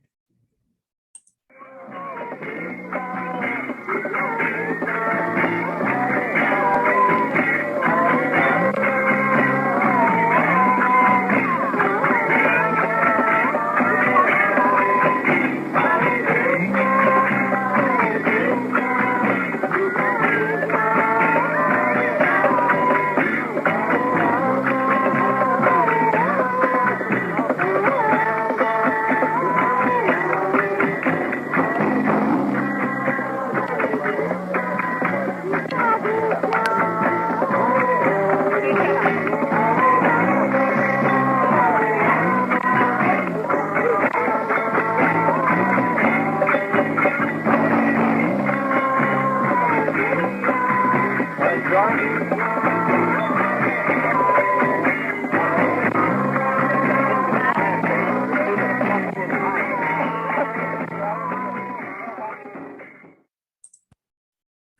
आपने देखा कि किस तरीके से प्रभुपाद जी ने अमेरिका में लोगों को प्रभावित किया। तो आजकल तो ऐसा हम इंडिया में भी नहीं देख पाते, किंतु प्रभुपाद जी ने उस समय अमेरिका में किया जब वहाँ पे लोग हिप्पी थे और उस समय वहाँ पे बहुत पाप भी थे। ठीक है, हम आगे बढ़ते हैं। तो 18वें श्लोक में भगवान क्या कहते हैं? विद्या विनय संपन्ने ब्राह्मणे कवि हस्तिनी शुनि चैवाशुपाके च पंडिता समदर्शिना। तो इस श्लोक में जो है वो विद्वान पुरुष के क्या लक्षण होने चाहिए वो भगवान ने बताया है। तो भगवान क्या कहते हैं? विनम्र साधु पुरुष अपने वास्तविक ज्ञान के कारण एक विद्वान तथा विनीत ब्राह्मण, गाय, हाथी, कुत्ता तथा चांडाल को समान दृष्टि यानी संभाव से देखता है। तो जो एक विद्वान मनुष्य होता है वो सबके अंदर परमात्मा देखता है। क्यों? क्योंकि सबको भगवान का अंश मानता है। तो इस चित्र में देखिए कितनी सुंदर तरीके से दर्शाया गया है कि हर प्राणी, चाहे वो जानवर हो, चाहे वो पेड़ हो, चाहे वो मनुष्य हो, हर के अंदर परमात्मा का वास होता है ना। तो जो विद्वान पुरुष होता है वो सबको समान दृष्टि से देखता है, वो नफरत किसी से नहीं करता। किसको? गाय को, चाहे ब्राह्मण को, चाहे हाथी, चाहे कुत्ता, चाहे चंडाल। चंडाल कौन होता है? जो कुत्ते का मांस खाता है। तो अगर हमारी दृष्टि जो है वो एक ही है, समान दृष्टि, इसका अर्थ होता है कि हम उनकी तरफ दया भाव रहती है, हम उनसे द्वेष नहीं करते। किंतु इसका अर्थ यह नहीं कि हमारा व्यवहार जो है वो बदल नहीं सकता। जैसे उदाहरणार्थ कि अगर कोई क्रिमिनल है ना, तो ऐसा नहीं है कि क्रिमिनल और एक सज्जन के साथ हमारा व्यवहार समान रहेगा, किंतु हम उनसे द्वेष नहीं करेंगे। तो अगर हम किसी क्रिमिनल को देखेंगे तो हम उससे द्वेष नहीं करेंगे, हमारा व्यवहार अलग रहेगा, यानी उसे सजा मिलेगी वो अलग बात है, किंतु हम द्वेष के नजर से उसको नहीं देखेंगे, हमें उसके प्रति दया भाव उस समय भी रहेगी, है ना। तो जैसे आप इसको एक और उदाहरण से हम समझते हैं कि जैसे आप सब व्हाट्सएप ग्रुप में हैं, है ना, तो हमने आप सबको समान दृष्टि से देखा है ना। तो चाहे वो पुरुष हो, चाहे महिला, चाहे उत्तर भारत से हो, चाहे दक्षिण भारत से हो, है ना, चाहे कोई भी जाति प्रांत के हो, कोई भी स्टेट के हो, तो ये हो गया समान दृष्टि। पर अगर इसमें से कोई मिसबिहेव करता है, कोई अगर गलत उपयोग करता है किसी कॉन्टेक्ट का, तो उसके खिलाफ हम एक्शन लेंगे, उसको रिपोर्ट करेंगे। तो इसका अर्थ ये नहीं है कि हम उसे बर्दाश्त करेंगे। तो समान दृष्टि का अर्थ होता है कि सबको संभाव तरीके से देखना, सबके प्रति दया रखना और द्वेष नहीं करना। तो ये लक्षण थे विद्वान पुरुष के। ये बहुत ही इंपॉर्टेंट, बहुत ही महत्वपूर्ण श्लोक है। इसमें भगवान बताते हैं, ये ही संस्पर्जा भोगा दुख योन्य एवते आद्यंतवंत कौन्तेय नातेषु रमते बुधा। बुधा यानी बुद्धिमान व्यक्ति। तो बुद्धिमान मनुष्य दुख के कारणों में भाग नहीं लेता, जो कि भौतिक इंद्रियों के संसर्ग से उत्पन्न होते हैं। हे कुंती पुत्र, ऐसे भोगों का आदि तथा अंत होता है, अतः चतुर व्यक्ति उनमें आनंद नहीं लेता। ये बहुत बहुत महत्वपूर्ण है। तो जो बुद्धिमान व्यक्ति होता है वो कभी भी ऐसे सुख में अपने आप को शामिल नहीं करता जिसका आदि और अंत है, यानी जिसकी शुरुआत और इसका खत्म है। तो जितने ये भौतिक सुख हैं, हम जितने भी भौतिक सुख देखते हैं, देखिए सबका आदि और अंत है ना। सब शुरू होते हैं और सब खत्म हो जाते हैं। तो यानी जो सांसारिक भोग है, जो हम इसे बोलते हैं, वो जो है उसका एक बिगिनिंग और एक एंड होता है, और इससे हम कभी भी पूर्ण तरीके से संतुष्ट नहीं हो पाते, तुष्ट नहीं हो पाते। जैसे उदाहरणार्थ आप विदेश घूमने जाते हैं, आप बोलते हैं मुझे तो यूरोप जाना है, तो आप हफ्ते भर के लिए सब, जैसे आप लंदन जाते हैं, फिर अगली बार जब आपको जाना होता है तो आप लंदन नहीं जाना चाहते, आप कहीं और जाना चाहते हैं। क्यों? अगर हम प्रश्न करें कि अरे अगर आपको इतनी खुशी मिली वहां जाके, इतने आप तुष्ट हुए, तो आप दोबारा क्यों नहीं जाना चाहते? क्योंकि हम कभी भी पूरी तरीके से तुष्ट नहीं हो सकते। हमें भौतिक जो सांसारिक सुख है कभी भी पूरी तरीके से संतुष्ट नहीं कर सकते, हमारी इच्छाएं कभी खत्म नहीं हो सकती। इसीलिए भगवान कहते हैं कि जो बुद्धिमान व्यक्ति है वो इन संसारिक सुखों के पीछे नहीं भागता। क्यों? क्योंकि उसका आदि है और उसका अंत है। तो यानी अब हम सवाल उठता है, तो फिर जो ऐसा कौन सा सुख है जो शाश्वत है, जो कभी नहीं खत्म होता, तो वो है भक्ति। अगर भक्ति से जो हमें खुशी मिलती है वो शाश्वत होती है, क्योंकि देखिए हमारे शास्त्रों में लिखा है जीवेर स्वरूप है कृष्णेर नित्य दास। जो हमारा स्वरूप है वो दास बनने का है, ठीक है। हम कभी भी स्वामी नहीं बन सकते, इसकी चर्चा हम आगे और करेंगे। तो हमें जब अगर हम भगवान की सेवा करते हैं, जब दास रूप में रहते हैं, तो हमें बहुत खुशी मिलती है, और वो खुशी जो है वो शाश्वत होती है। तो अब एक एक उदाहरण करके मैं आपको समझाऊंगा कि किस तरीके से हमारी जो इंद्रियां वो हमें फंसा देती हैं, ठीक है। आप एक एक करके समझिए। तो सबसे पहला उदाहरण है पतंगे का। तो इसमें हम कौन सी इंद्री की बात करेंगे? आंख की। तो पतंगा क्या करता है, वो आंख जो है उसको बड़ा आकर्षण होता है किसके प्रति? अग्नि के प्रति, है ना। उसको देखने में बहुत अच्छा लगता है, उसकी आंखों को बहुत संतुष्टि मिलती है। तो वो क्या करता है, बढ़ता जाता है, आगे बढ़ता जाता है, बढ़ता जाता है, उसे होश नहीं रहता और वो फिर अग्नि में गिर के मर जाता है। तो अब क्या हुआ, उसकी आंखों ने उसे फंसा दिया। अगला उदाहरण हम देखते हैं हिरण का। तो जो हिरण है वो बहुत तेज दौड़ता है। मान लीजिए अगर वो आपके आगे भी खड़ा है तो भी आप उसे नहीं पकड़ पाएंगे, है ना। तो फिर क्या होता है, उसको कौन फंसाता है? उसके कान। कैसे? क्योंकि जो शिकारी होते हैं वो एक अलग तरीके की सीटी बजाते हैं, और उसके जो आवाज है उससे हिरण खिंचा चला आता है। वो आवाज उसको इतनी मधुर लगती है, इतनी मधुर लगती है कि वो शिकारी के बगल में आके खड़ा हो जाता है, और फिर शिकारी उसे मार डालता है। तो यहाँ पे उसकी कौन सी इंद्री ने उसे फंसाया? उसके कानों ने, ठीक है। अब हम अगली इंद्रियों की ओर चलते हैं। ये है एक भंवरा। तो भंवरे को क्या है, फूल का सुगंध बहुत पसंद आता है। वो इतना उसमें इतना रम जाता है कि वो जाता जाता है और उसकी ओर चक्कर काटता रहता है, काटता रहता है, और अंत में थक जाता है। तो या तो वो जल में गिर जाता है, या वो ऐसे पुष्प में बैठ जाता है कि जो पुष्प बंद हो जाता है और उसकी मृत्यु हो जाती है। तो यहाँ पे उसको किसने फंसाया? उसके नाक ने, है ना। अब अगला उदाहरण है मछली का। तो मछली को क्या है, अगर आपने देखा होगा मछली को कैसे पकड़ते हैं, एक कांटे में कुछ भोजन लगा देते हैं। तो मछली उसको खाने में इतनी रम जाती है, उसको भोजन इतना पसंद आता है, अपने जीभ के स्वाद में वो इतनी पागल हो जाती है कि हर समय उसे कांटे में अटक के बाहर आना पड़ता है। तो यहाँ पे उसे किसने फंसाया? उसकी जीभा ने।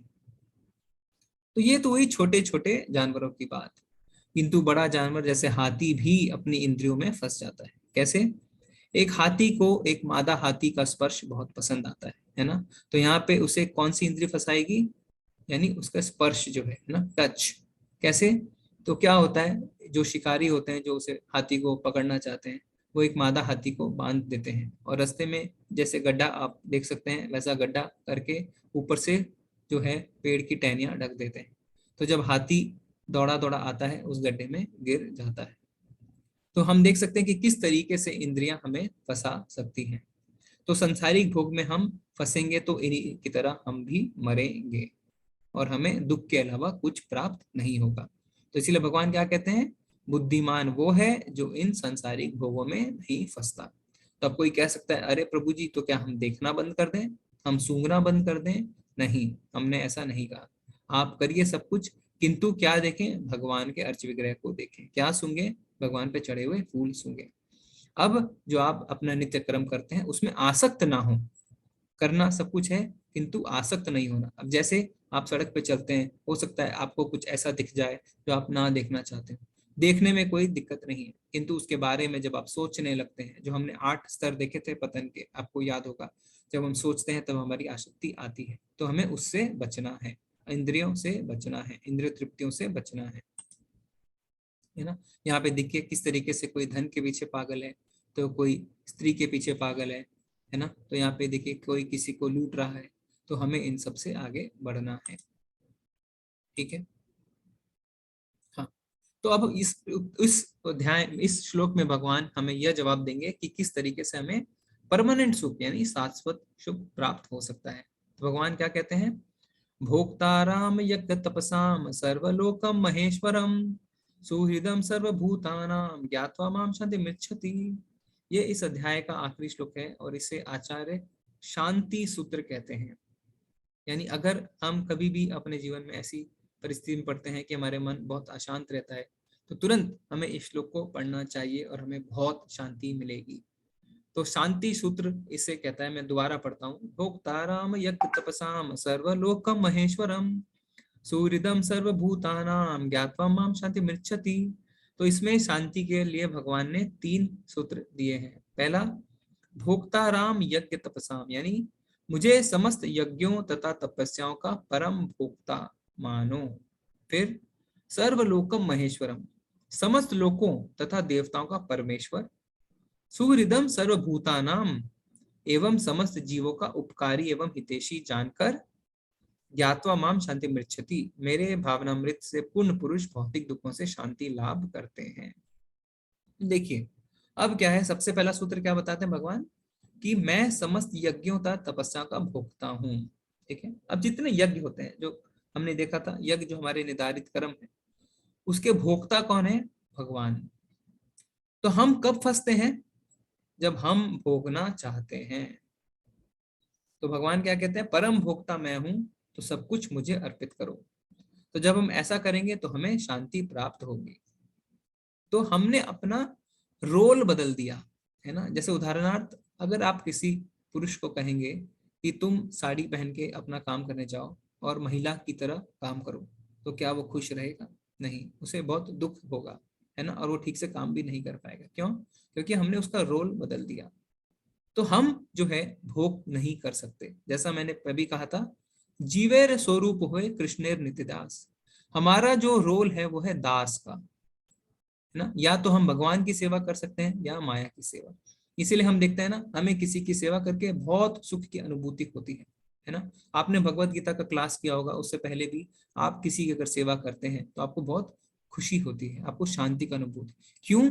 क्योंकि वो हमारा स्वरूप है। ये हमारे शास्त्र कहते हैं, जीवेर स्वरूप होए कृष्णेर नित्य दास, दास बनना ही हमारा स्वरूप है। तो जब हम अपनी असली स्वरूप में आते हैं तो हमें खुद ब खुद शांति की प्राप्ति होती है।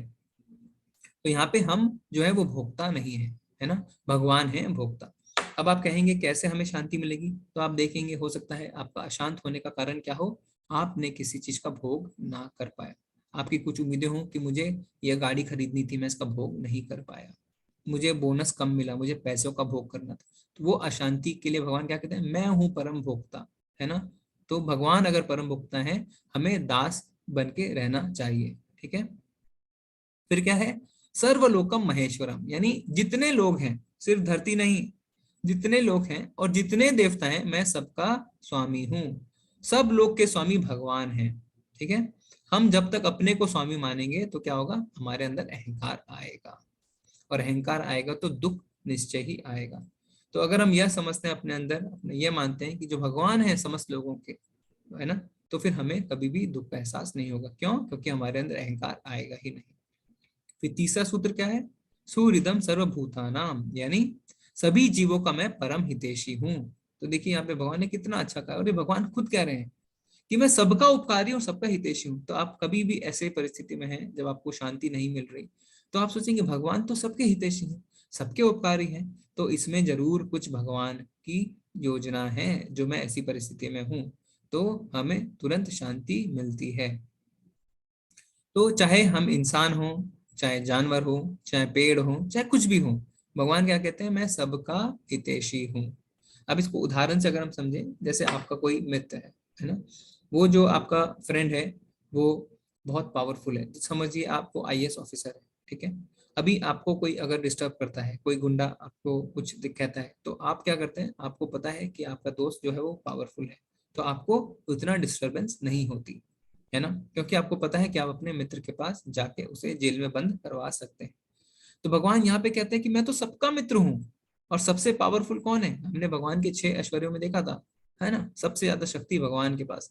तो अगर भगवान खुद कहते हैं कि मैं आपका हितैषी हूँ, मैं आपका मित्र हूँ, तो फिर हमें घबराने की आवश्यकता नहीं है। और जैसे ही हमें यह आश्वासन मिलता है तो तुरंत हमें शांति की प्राप्ति होती है। ठीक है। तो इसमें हम और उदाहरण ले सकते हैं शास्त्रों से, जैसे प्रहलाद महाराज, है ना। प्रहलाद महाराज के तो खुद के पिता ने उनके साथ क्या क्या नहीं किया, हम सोच भी नहीं सकते, है ना। जब होलिका दहन में हम देखते हैं तो किस तरीके से होलिका ने उनको जलाने की भी कोशिश करी, पर क्या था, वो भगवान के परम उनको पता था कि भगवान परम हितैषी हैं, तो वो कभी भी घबराते नहीं थे, उनके मन में हमेशा शांति बनी रहती थी। तो जब भी हमारे जीवन में दुख आए, जब हमारी परिस्थिति प्रतिकूल हो जाए, तो हमें क्या सोचना चाहिए, जरूर इसमें भगवान की कोई योजना है। क्यों? कोई भी पिता अपने बच्चे का कभी बुरा नहीं चाहता।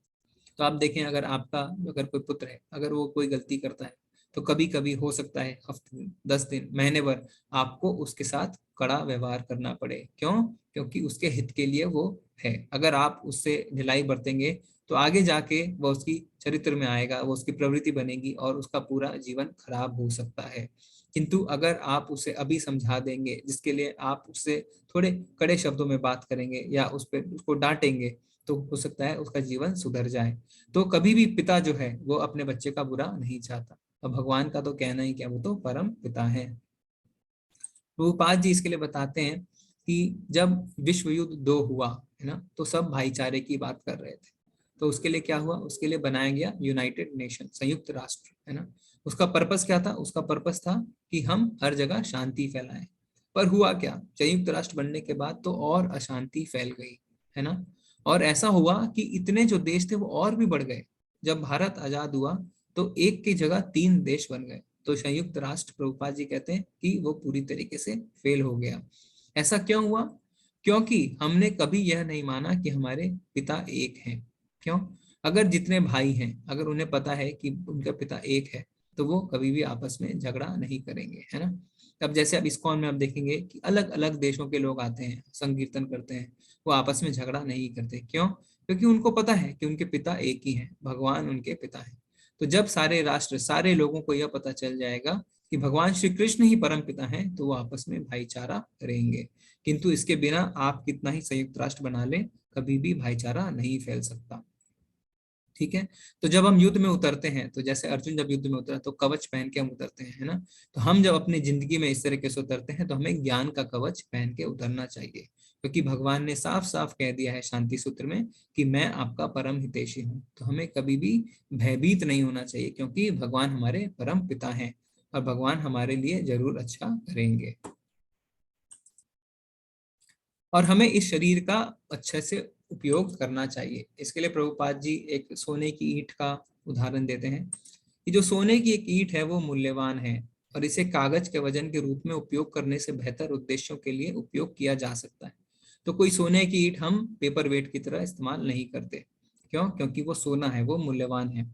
इसी प्रकार बहुमूल्य मानव जीवन का उपयोग सांसारिक अर्थ भोग के बजाय वास्तविक सुख प्राप्त करने के लिए किया जाना चाहिए।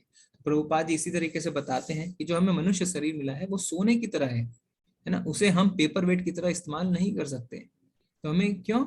क्योंकि सोने का जैसा एक एक टुकड़ा हम कभी बर्बाद नहीं करते, उसके एक एक टुकड़े का हम ध्यान रखते हैं।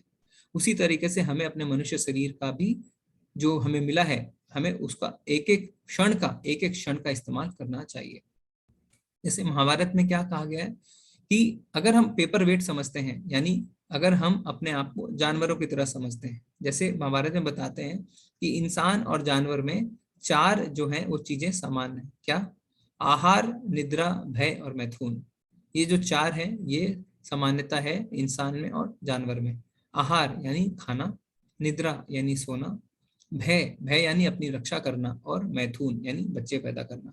तो अगर आप ये 4 कार्य देखेंगे, ये इंसान भी करते हैं और जानवर भी करते हैं, है ना। हम खाते भी हैं, जानवर भी खाते हैं। हम सोते भी हैं, जानवर भी सोते हैं। हम अपनी रक्षा करते हैं, जानवर भी अपनी रक्षा करते हैं। हम बच्चे पैदा करते हैं, जानवर भी बच्चे पैदा करते हैं। पर अगर आप देखें तो जानवर हमसे बेहतर करते हैं, है ना। अब हाथी है, आहार हाथी के जितना हम कभी नहीं खा सकते, तो वो हमसे अच्छे से खा रहा है ना। निद्रा, है ना, कोई भालू जो होता है वो 6-6 महीने तक सोता है, हम 6 महीने तक नहीं सो सकते। भय, रक्षा, जानवर अपनी रक्षा हमसे ज्यादा अच्छे से करते हैं। अगर आप देखेंगे कुत्ते के बच्चे को आप छुएंगे तो उसकी माँ इस तरीके से आएगी जैसे मानो आपको तुरंत काट ले, है ना। और मैथुन, मैथुन यानी बच्चे पैदा करना। अगर आप बंदर को देखें तो वो इतने बच्चे पैदा करते हैं, कुत्ते देख इतने बच्चे पैदा करते हैं। तो ये जो चारों काम तो जानवर हमसे अच्छे तरीके से करते हैं। तो क्या हम इन चारों काम के लिए बने हैं? नहीं। मनुष्य एक काम ऐसा कर सकता है जो जानवर नहीं कर सकता, वो है क्या? जिज्ञासा। हमारे जीवन का क्या मकसद है, हम यहाँ पे क्यों हैं, है ना। तो इस ये जो है ये जानवर नहीं कर सकता, वो सिर्फ इन 4 चीजों में व्यस्त रहता है। किंतु हम इससे ऊपर उठकर जिज्ञासा कर सकते हैं, प्रश्न पूछ सकते हैं, भगवान के बारे में जान सकते हैं और अपने जीवन के असली उद्देश्य को जान सकते हैं, जो कि क्या है, भगवत प्राप्ति। ठीक है, पर अगर हम इन चारों चीजों में व्यस्त रहेंगे तो हम जो जानवर से ज्यादा अच्छे नहीं माने जाएंगे। तो इस अध्याय के में प्रभुपाद जी क्या बताते हैं कि यह 5वां अध्याय कृष्ण भावनामृत की, जिसे सामान्यतः कर्मयोग कहते हैं, व्यवहारिक व्याख्या है। तो ये बहुत प्रैक्टिकली यहाँ पे बताया गया है कि किस तरीके से हम अपने कर्मों को कर सकते हैं। यहाँ पर इस प्रश्न का उत्तर दिया गया है कि कर्मयोग से मुक्ति किस तरीके से प्राप्त हो सकती है। कृष्ण भावनामृत में कार्य करने का अर्थ है भगवान के पूर्ण ज्ञान के साथ कर्म करना। तो देखिए यहाँ पे ज्ञान और कर्म दोनों की बात हो रही है। अभी तक हमने जो पिछले अध्याय में देखा था कि ज्ञान, अब यहाँ पे बता रहे हैं कि ज्ञान भी आवश्यक है और कर्म भी आवश्यक है। क्यों? क्योंकि अगर हमें ज्ञान नहीं रहेगा तो हमें कोई भी बहका सकता है, कोई भी हमें गलत फहमी पैदा कर सकता है। पर अगर हमें ज्ञान है कि हाँ, भगवान श्री कृष्ण ही क्या है, सब कारणों के कारण हैं, आदि पुरुष हैं, तो हमें पता है कि हमने अपने शास्त्र पढ़े हैं और हमें कोई बहका नहीं पाएगा। ऐसा कर्म दिव्य ज्ञान से भिन्न नहीं होता। प्रत्यक्ष कृष्ण भावनामृत भक्ति योग है और ज्ञान योग वह पथ है जिससे भक्ति योग प्राप्त किया जाता है। कृष्ण भावनामृत का अर्थ क्या है? परमेश्वर के साथ अपने संबंध को पूर्ण ज्ञान प्राप्त करके कर्म करना, और इस चेतना की पूर्णता का अर्थ है कृष्ण या श्री भगवान का पूर्ण ज्ञान। तो हमें भगवान का पूर्ण ज्ञान करते हुए भगवान की भक्ति करनी चाहिए। भक्ति यानी डिवोशनल सर्विस। शुद्ध जीव भगवान के अंश रूप में ईश्वर का शाश्वत दास है। वह माया पर प्रभुत्व जताने की इच्छा से ही माया के संपर्क में आता है। तो कोई यह कह सकता है ना कि तो फिर हम यहाँ पे आए क्यों, है ना? क्योंकि हमने इच्छा करी, हमने प्रभुत्व जताने की इच्छा करी, भोगने की इच्छा करी, इसलिए हम माया के संपर्क में आ गए, और यही उसके कष्टों का मूल कारण है।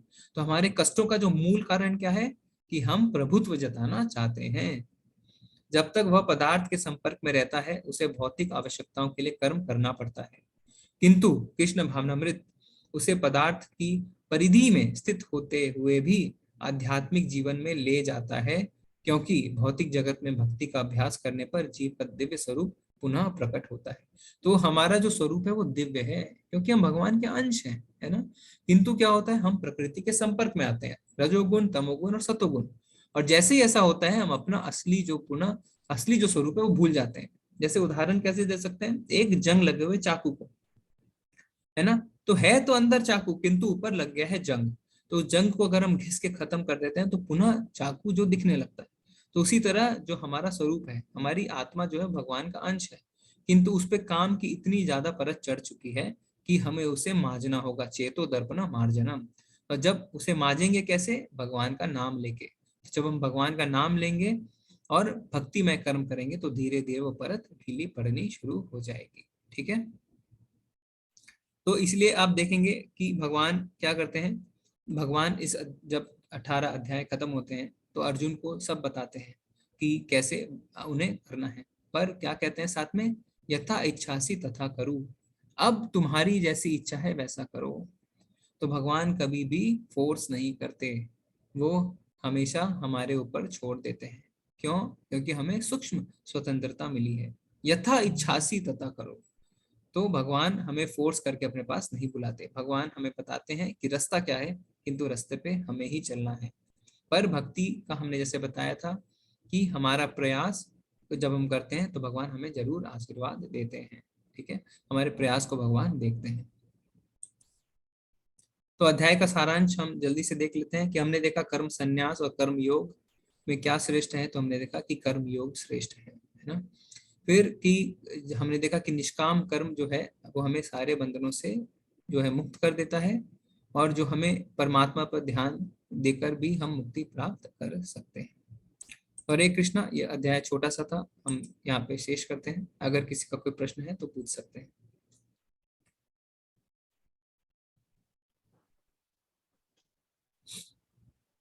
जी हरे हरे कृष्ण। कृष्ण। जी जी हरे कृष्णा। संदीप जी। हरे कृष्णा।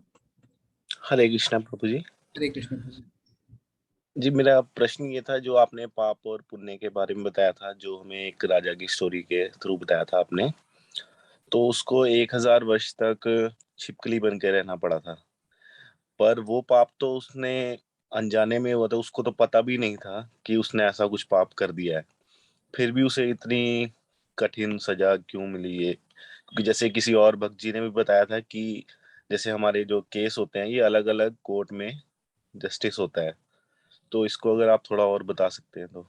जी प्रभु जी, आपका प्रश्न बहुत अच्छा है, और इसलिए पिछले अध्याय में हमने देखा था भगवान ने क्या कहा था कि कर्म की बारीकियों को समझना बड़ा मुश्किल है। ये भगवान खुद कहते हैं, है ना। हमने पिछले अध्याय में देखा था कि कर्म की बारीकियों को हम नहीं समझ सकते, तो अनजाने में किया हुआ पाप भी प्रभु जी उसको हमें भोगना पड़ता है। पर ठीक है, अनजाने में किया, उसकी क्या नियत थी, इसलिए भगवान ने खुद आके जो है उसका उद्धार किया, किंतु इसका अर्थ ये नहीं कि हम उससे बच सकें। तो इसके लिए सबसे अच्छा है कि कभी भी हम इच्छा के साथ कर्म ना करें। राजा निग ने इच्छा के साथ कर्म किया था, उन्हें पुण्य कमाना था, इसलिए आप ऐसा सोचिए, अगर वो भगवान को ये कार्य अर्पित करते और इच्छा के बिना करते, तो उनसे पाप भी अगर होता तो उनका फल उन्हें नहीं भोगना पड़ता, क्योंकि उन्होंने अपने पुण्य को भी भगवान को अर्पित किया। तो उसको करते हुए अगर कोई पाप होता है तो वो भी भगवान को अर्पित हो जाता है प्रभु जी, तो वो हमें भोगना नहीं पड़ता। तो इसीलिए हम देखिए कर्म की बारीकियों को बिल्कुल नहीं समझ सकते हैं प्रभु जी, ठीक है। और हमें इतनी बुद्धि भी बिल्कुल। नहीं है, इतनी बुद्धि भी हमें हाँ है जी। नहीं। तो हमें हमेशा यही करना चाहिए कि भगवान को अर्पित करते हुए सब काम करना चाहिए। इससे हम पुण्य भगवान को अर्पित करते हैं, किंतु पाप से भी बच जाते हैं प्रभु जी। जी प्रभु जी। धन्यवाद। हरे कृष्ण प्रभु, धन्यवाद, प्रणाम। हरे कृष्ण। हरे कृष्णा। प्रीति माता जी प्लीज अनम्यूट कीजिए। हरे कृष्णा प्रभु जी, दंडवत प्रणाम। हरे कृष्ण माता जी। जी प्रभु जी, मैं ये पूछ रही थी कि अगर कोई सामने वाला गलत व्यवहार किए जा रहा है, कंटिन्यू किए जा रहा है, वो चाहे अपना हो या पराया, तो हमें कृष्ण का इच्छा जान करके उसे चुपचाप लगा करके देखते रहना चाहिए कि जब अति हो जाए, लॉस होने लगे, तो उसका विरोध भी करना चाहिए? जी माता जी, ये प्रश्न बहुत अच्छा है, क्योंकि हमारे सबके मन में ऐसा आता है कि हमें क्या करना चाहिए। तो प्रभुपाद जी कहते हैं हमें प्रैक्टिकल होना है, इमोशनल नहीं होना है। यानी हाँ, हमें उन्हें समझाना चाहिए। अगर वो नहीं समझते हैं और अगर हमारा नुकसान होता है तो हमें जरूर, ऐसा नहीं हमें लड़ाई झगड़ा नहीं करना है माता जी, ऐसा नहीं है कि उनसे लड़े, और ना ही उनको उल्टा सीधा कहना है। जो अगर हम परिवार वालों को बिठा के उनको समझा सकते हैं तो बहुत अच्छा, अगर ऐसा नहीं है तो हम कानूनी सलाह भी ले सकते हैं। तो एक जब अगर अति होती है तो हम वो कर सकते हैं, पर सब में हम हर कार्य भगवान को अर्पित करके करें। तो हमें ऐसा नहीं होना चाहिए कि हम अपनी इंद्रिय तृप्ति, अपनी सुख के लिए ऐसा कर रहे हैं। तो इसमें हमें बड़ा सावधान होकर माता जी आगे बढ़ना पड़ता है। पर ऐसा नहीं कि हम खाली सहते जाएं और वो अति कर जाए, है ना। जैसे जब भारत को जब अंग्रेज लूट रहे थे, पहले वाले सब लूट रहे थे, तो प्रभुपाद जी कहते हैं अगर हम अपना दरवाजा खुला रख के सोएंगे तो चोर तो आएंगे ही। तो हमें खुद ध्यान देना पड़ता है माता जी, और फिर भगवान हमारा साथ देते हैं। जी माता जी। जी माता जी, हरे कृष्ण माता हरे जी। कृष्णा प्रभु जी, हरे कृष्णा प्रभु जी। जी मैं ये पूछ रही थी प्रभु जी कि अपने मतलब कि कानून उनून नहीं, लेकिन अपने को समेट लेना भी तो एक रास्ता है, थोड़ा सा एक डिस्टेंस मेंटेन कर ले। जी माता जी, वही मैंने कहा कि अगर आप शुरू में अगर वैसा कर सकते हैं। देखिए जैसे समेट लेना आपने बहुत अच्छा बताया, उससे मुझे एक याद भी आती है। एक आचार्य बताते हैं कि जब जैसे कछुआ होता है ना, जब कछुआ देखता है कि उसके आसपास का वातावरण उसके अनुकूल नहीं है तो वो अपने को अंदर समेट लेता है ना। तो उसी तरीके से हम अपने आप को समेट सकते हैं और इग्नोर कर सकते हैं, वो तो सबसे अच्छी चीज है माता जी। पर अगर वो आपके नजदीकी परिवार वाले हैं जिनको आप रोजमर्रा में इग्नोर नहीं कर सकते, तब आप बैठ के बात कर सकते हैं, है ना। और माता जी होता क्या है, जब आप भगवान का नाम लेते हैं, जब करते हैं, तो जरूर उसका फल मिलता है। हो सकता है वो पहले आपकी बात नहीं सुनते हो, पर बाद में आपकी बात सुनने लगे। और अगर परिवार में ऐसा कोई है तो उन्हें आप प्रसाद खिला सकते हैं, धीरे धीरे उनके व्यवहार में फर्क आना शुरू होता है माता जी। जी प्रभु जी।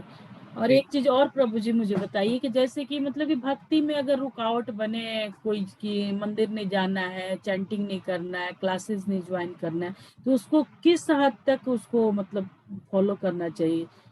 ये जी चीज माता बताइए। जी, देखिए अभी ऐसा होता है तो ये सबका अलग अलग सिचुएशन है। दीजन प्रभु जी, ये कि इतने दिनों तक मान लीजिए अगर हम 50 इयर्स के हैं तो 30 इयर्स तक तो हम उनके इर्द गिर्द उनकी सेवा में लगे रहे। अब थोड़ा सा मतलब ये अपने लिए टाइम निकाल रहे हैं, उनको इग्नोर लग रहा है कि मेरा यहाँ इग्नोरेंस हो रहा है, तो इस तरह वाले सिचुएशन में क्या करना चाहिए?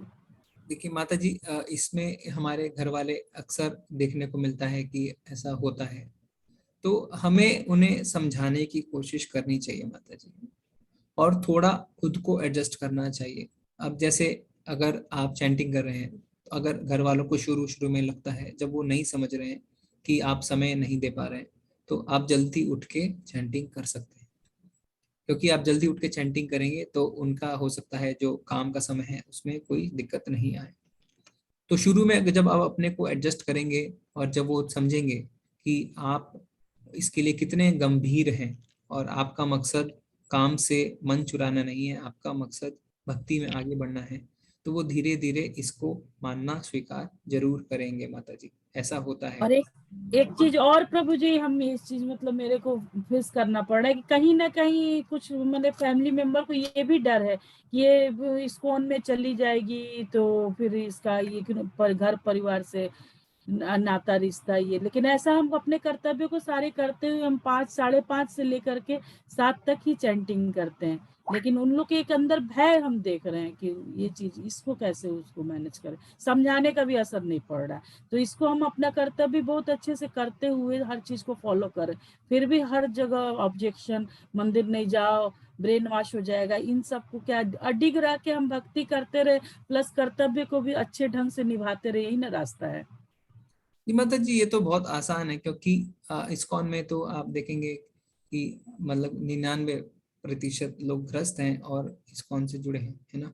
तो इसमें तो कभी भी छोड़ के जाने की बात करते भी नहीं। आप उनको मंदिर लेके जाएं इस्कॉन के, आप देखेंगे किस तरीके से गृहस्थ लोग आके वहाँ पे भगवान की सेवा करते हैं। तो इसमें माता जी आप जो कह रहे हैं आप करते रहें, उन्हें प्रसाद खिलाएं, थोड़ा प्रसाद खाने से भी उनका मन और बदलेगा माता जी। जी जी माता जी, हरे कृष्णा। हरे कृष्णा प्रभु जी। प्रभु जी, चैट बॉक्स में प्रश्न कुलदीप प्रभु जी का, इनका ये पूछते हैं कि प्रभु जी, पाप और पुण्य में कभी कभी पाप का फल पहले क्यों मिल जाता है, क्या ऐसा होता है? प्रभु जी, आपको पता भी नहीं चलता है कि किसका फल पहले और किसका बाद में, आप कैसे बता सकते हैं? हो सकता है कि जिस पाप का आप फल भोग रहे हैं वो पहले जन्म का पाप हो, और जिस पुण्य को आप अपने दिमाग में लेके बैठे हैं वो इस जन्म का पुण्य हो। हमें तो पिछले जन्म का स्मरण तक नहीं रहता ना प्रभु जी। अभी आप ऐसा अगर समझे तो कोई बच्चा अगर अपंग पैदा होता है तो उसने कौन से पुण्य और पाप किए हैं, तो वो तो कहेगा कि मैंने तो अभी कुछ किया भी नहीं, तो मुझे किस पाप को भोगना पड़ रहा है। तो ऐसा हम समझ भी नहीं सकते प्रभु जी, हमें पता ही नहीं है कि हम कौन से पाप को भोग रहे हैं। जी प्रभु जी, हरे कृष्ण। हरे कृष्णा। विजय लक्ष्मी माता जी, प्लीज अनम्यूट कीजिए।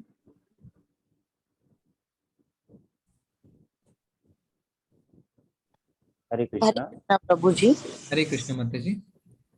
प्रभु जी, आपने अभी थोड़ी देर पहले क्या कहा कि प्रभुपाद जी कहते हैं कि प्रैक्टिकल होना चाहिए। जी तो क्या हर चीज में प्रैक्टिकल होना चाहिए? क्या हम इमोशनली बिल्कुल भी नहीं सोच सकते? कि कैसा है, मतलब समझ में नहीं आई थोड़ी सी। जी माता जी, कहने का अर्थ है कि हमें भावुकता में ऐसा नहीं है कि हम अपना नुकसान कर बैठे, यानी कि कृष्ण कॉन्शियसनेस को प्रभुपाद जी हमेशा कहते थे कि ये क्या है, कॉमन सेंस। कॉमन सेंस ऐसा है ना। अभी तो इसमें हाँ, तो प्रैक्टिकल यानी व्यवहारिक होके चलना है माता जी। हमें भगवान पे पूरी श्रद्धा रखनी है, भगवान का नाम जप करना है, पर व्यवहारिक होके चलना है। प्रभुपाद जी यही कहते थे कि हमें व्यवहारिक होकर चलना है। हमें ऐसा नहीं है कि हमें एकदम इमोशनल और भावुक हो जाएं और सामने वाला हमारा लाभ उठाए। भक्त चतुर बन जाता है माता जी धीरे धीरे, है ना, क्योंकि उसको पता है कि वो अपनी इंद्र तृप्ति के लिए कुछ नहीं कर रहा है। माता जी, आपके अंदर ग्लानि कब आती है? जब आप अपने फायदे के लिए दूसरे का नुकसान पहुंचाते हैं। पर यहाँ पे तो आप भगवान के लिए कार्य कर रहे हैं ना, तो आपको वो जो है ना वो आपको समझ में आता है कि अरे इससे तो मैं भगवान की सेवा में मुझे दिक्कत आ रही है, तो आप फिर प्रैक्टिकल होना शुरू हो जाते हैं माता जी। लेकिन जब हम हर एक काम कृष्णा के लिए करते हैं, मतलब भगवान के लिए समर्पित करके करते हैं, तो प्रभु जी वो इमोशनली सोच मतलब मैं तो इमोशनली सोचती हूँ। अगर सामने वाला मेरा नुकसान भी कर रहा होगा तो मैं ये सोचती हूँ कि शायद मैं मैं कुछ मतलब मैं आपको कैसे बताऊँ कि शायद मेरे नसीब में नहीं था, या जो भी है कृष्णा सेवा समझ के मैं छोड़ देती हूँ। तो ये इमोशनली सोचना हुआ या प्रैक्टिकल हुआ फिर? नहीं माता जी, ये गलत नहीं है। मतलब अगर आपके भाव शुद्ध भाव हो रहे हैं, आप अगर उनके प्रति दया आ रही है आपको, आप उसे, ये गलत नहीं है माता जी। प्रैक्टिकल और इस इमोशनल का अर्थ है, जैसे अगर आपको कोई आपको आके आप पे अन्याय कर रहा है ना माता जी, तो उस समय प्रभुपाद जी कहते हैं कि थोड़ा प्रैक्टिकल होके सोचो, इमोशनल ज्यादा मत हो। अब जैसे इस्कॉन मुंबई में जब मंदिर बन रहा था, तो जिससे जमीन खरीदी गई थी, उसने इस्कॉन के साथ धोखा करने की कोशिश करी। जमीन बेचने के बाद उसने एग्रीमेंट कैंसिल कर दिया। तो अगर ऐसा नहीं कि फिर हमने बोला कि इस्कॉन वालों ने बोला कि अच्छा छोड़ दो, नहीं, फिर उसमें कोर्ट तक गई लड़ाई, और फिर वो मंदिर बहुत भव्य मंदिर है। तो वहां पे प्रैक्टिकल होके सोचा गया। तो जब आपको लगता है कि हाँ कोई फायदा गलत उठाया जा रहा है, तो वहां पे थोड़ा प्रैक्टिकल होके सोचने की दरकार पड़ती है माता जी। ओके। तो दूसरी बात ये है कि प्रभु जी जो नॉन वेजिटेरियंस है, जैसे कि इसमें जब हम इस्कॉन फॉलो करते हैं तो प्योर वेजिटेरियन बन जाते हैं। तो जब हम प्योर वेज है तो नॉन वेजिटेरियंस जो लोग हैं, अपने रिलेटिव्स है, फ्रेंड्स है, या घर पे भी है, तो उस समय हम कैसे उस सिचुएशन को ये करें? मतलब उनके घर हम कुछ खा पी नहीं सकते हैं, या मतलब क्या उस सिचुएशन में क्या करें मतलब? जी माता जी, आप तो दूसरों के घर की बात कर रहे हैं। कोई भक्त हैं जिनके खुद के घर वालों ने भी अभी तक बंद नहीं किया है, तो वह अपना अलग बनाते हैं, अलग खाते हैं। इसमें धीरे धीरे माता जी ऐसा आपके साथ सब कुछ जो है ना, वो प्रतिकूल से अनुकूल में बदलता है। तो भक्त क्या करते हैं, वो जैसे कोई पार्टी में जाना है और वहां पे उन्हें पता है कि पार्टी में भी किसी के पास जाना है, किंतु वहां पे अगर वो कुछ नहीं खा सकते, तो अब जैसे आचार्य बताते हैं कि अगर आप किसी को सीधे सीधे मना नहीं कर सकते, तो आप ऐसा करिए कि अच्छा आज पेट खराब है, अच्छा आज मेरा पेट भरा हुआ है। क्योंकि वो हो सकता है आपकी बात नहीं समझें, पर अगर हाँ अगर वो समझते हैं तो उन्हें पता रहेगा कि हाँ अच्छा ये वैष्णव है, ये नहीं खाएंगे। पर अगर कोई नहीं समझता है तो उन्हें सीधे सीधे ना बता के आप ऐसे बताएं कि अच्छा आज मुझे भूख कम है, मैं आज खा के आई हूँ, या आज मेरा पेट खराब है, या डॉक्टर ने मुझे। तो उस तरीके से माता जी आपको कोई ज्यादा फोर्स नहीं करेगा, और आप जो है वहाँ पे अच्छी तरीके से रह भी पाएंगे।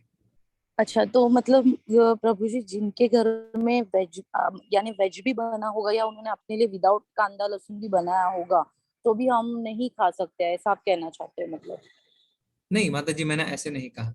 आपने पूछा था कि दूसरों के घर में अगर नॉनवेज बनता है तो, है ना। हाँ नहीं, बट जिस दिन समझो इनवाइट होगा और उस दिन वेज ही होगा, प्योर वेज, तो हम खा सकते हैं कि जा सकते नहीं जा सकते, वैसा मैं पूछना चाहती थी प्रभु जी। माता जी अभी वो आपकी भक्ति के ऊपर है, आप कितने दृढ़ हैं। अगर आप बिल्कुल एकदम स्ट्रिक्ट हैं तो आप नहीं खाएंगे, पर अगर आपको लगता है कि हाँ उन्होंने इसका भोग लगाया है भगवान को और वो प्रसाद है, तो आप हो सकता है ग्रहण कर सकते हैं। किंतु जैसे माता जी अगर कोई भक्त बाहर ट्रैवल करता है, एक होटल में रहता है, तो हो सकता है उस होटल में वो अपने लिए अलग से बनवाता हो बिना लहसुन प्याज का, पर उस होटल में प्याज भी रहता है। तो अगर माता जी जितने दृढ़ हो सके उतना होना बहुत अच्छा है। पर अगर ओके। हाँ अगर आपको लगता है कि इसमें दिक्कत है, तो आप ये देखें मुख्यतः कि वो भगवान को भोग लगाया गया है कि नहीं। ओके। और एक लास्ट क्वेश्चन प्रभु जी, जैसे कि मैंने एक प्रभु जी का वीडियो यूट्यूब में देखा था, माला पहनने के जो नियम है उसके ऊपर से, तुलसी माला। सो उसमें एक प्रभु जी ने कहा था कि चाय या कॉफी का नशा भी नहीं करनी चाहिए अगर कोई माला धारण करता है तो मत उसके बारे में पूछना था कि जी चाय कॉफी पीना भी उसमें जी माता जी, इस्कॉन में 4 रेगुलेटिव प्रिंसिपल्स फॉलो करते हैं कि जुआ नहीं खेलना है, लहसुन, बराबर। है ना, लहसुन प्याज, यानी लहसुन प्याज नहीं बोलते, हम बोलते हैं नॉनवेज नहीं खाना है। फिर ओके। हम कहते हैं अवैध संबंध नहीं रखने हैं, ओके। है ना। तो इसमें माता जी क्या है कि लहसुन प्याज चाय कॉफी को नशा माना जाता है ना। अभी लहसुन प्याज का तो ऐसा है कि कहते हैं कि असुर जहाँ चलते हैं वहीं पे लहसुन प्याज पैदा होते हैं। फिर कोई कहते हैं कि आईक्यू कम होता है। और जी।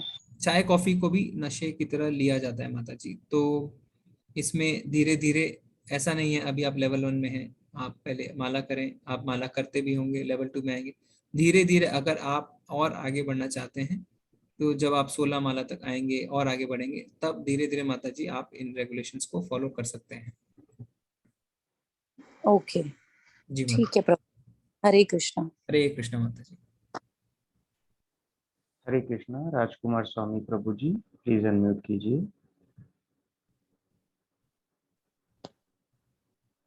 हरे कृष्णा प्रभु जी। हरे कृष्णा राजकुमार प्रभु जी। जी, मेरा एक प्रश्न है आज के जुड़े अध्याय से। श्री भगवान कहते हैं कि मैं सभी लोगों का परमेश्वर हूँ, तो फिर भी इस दुनिया में भगवान को फॉलो करने वाले जो मतलब अपने सनातन धर्म के बहुत कम लोग हैं और वो लोग ज्यादा है, तो इसका क्या कारण रहा हो? प्रभु जी, हम तो अज्ञान से गिरे हैं ना।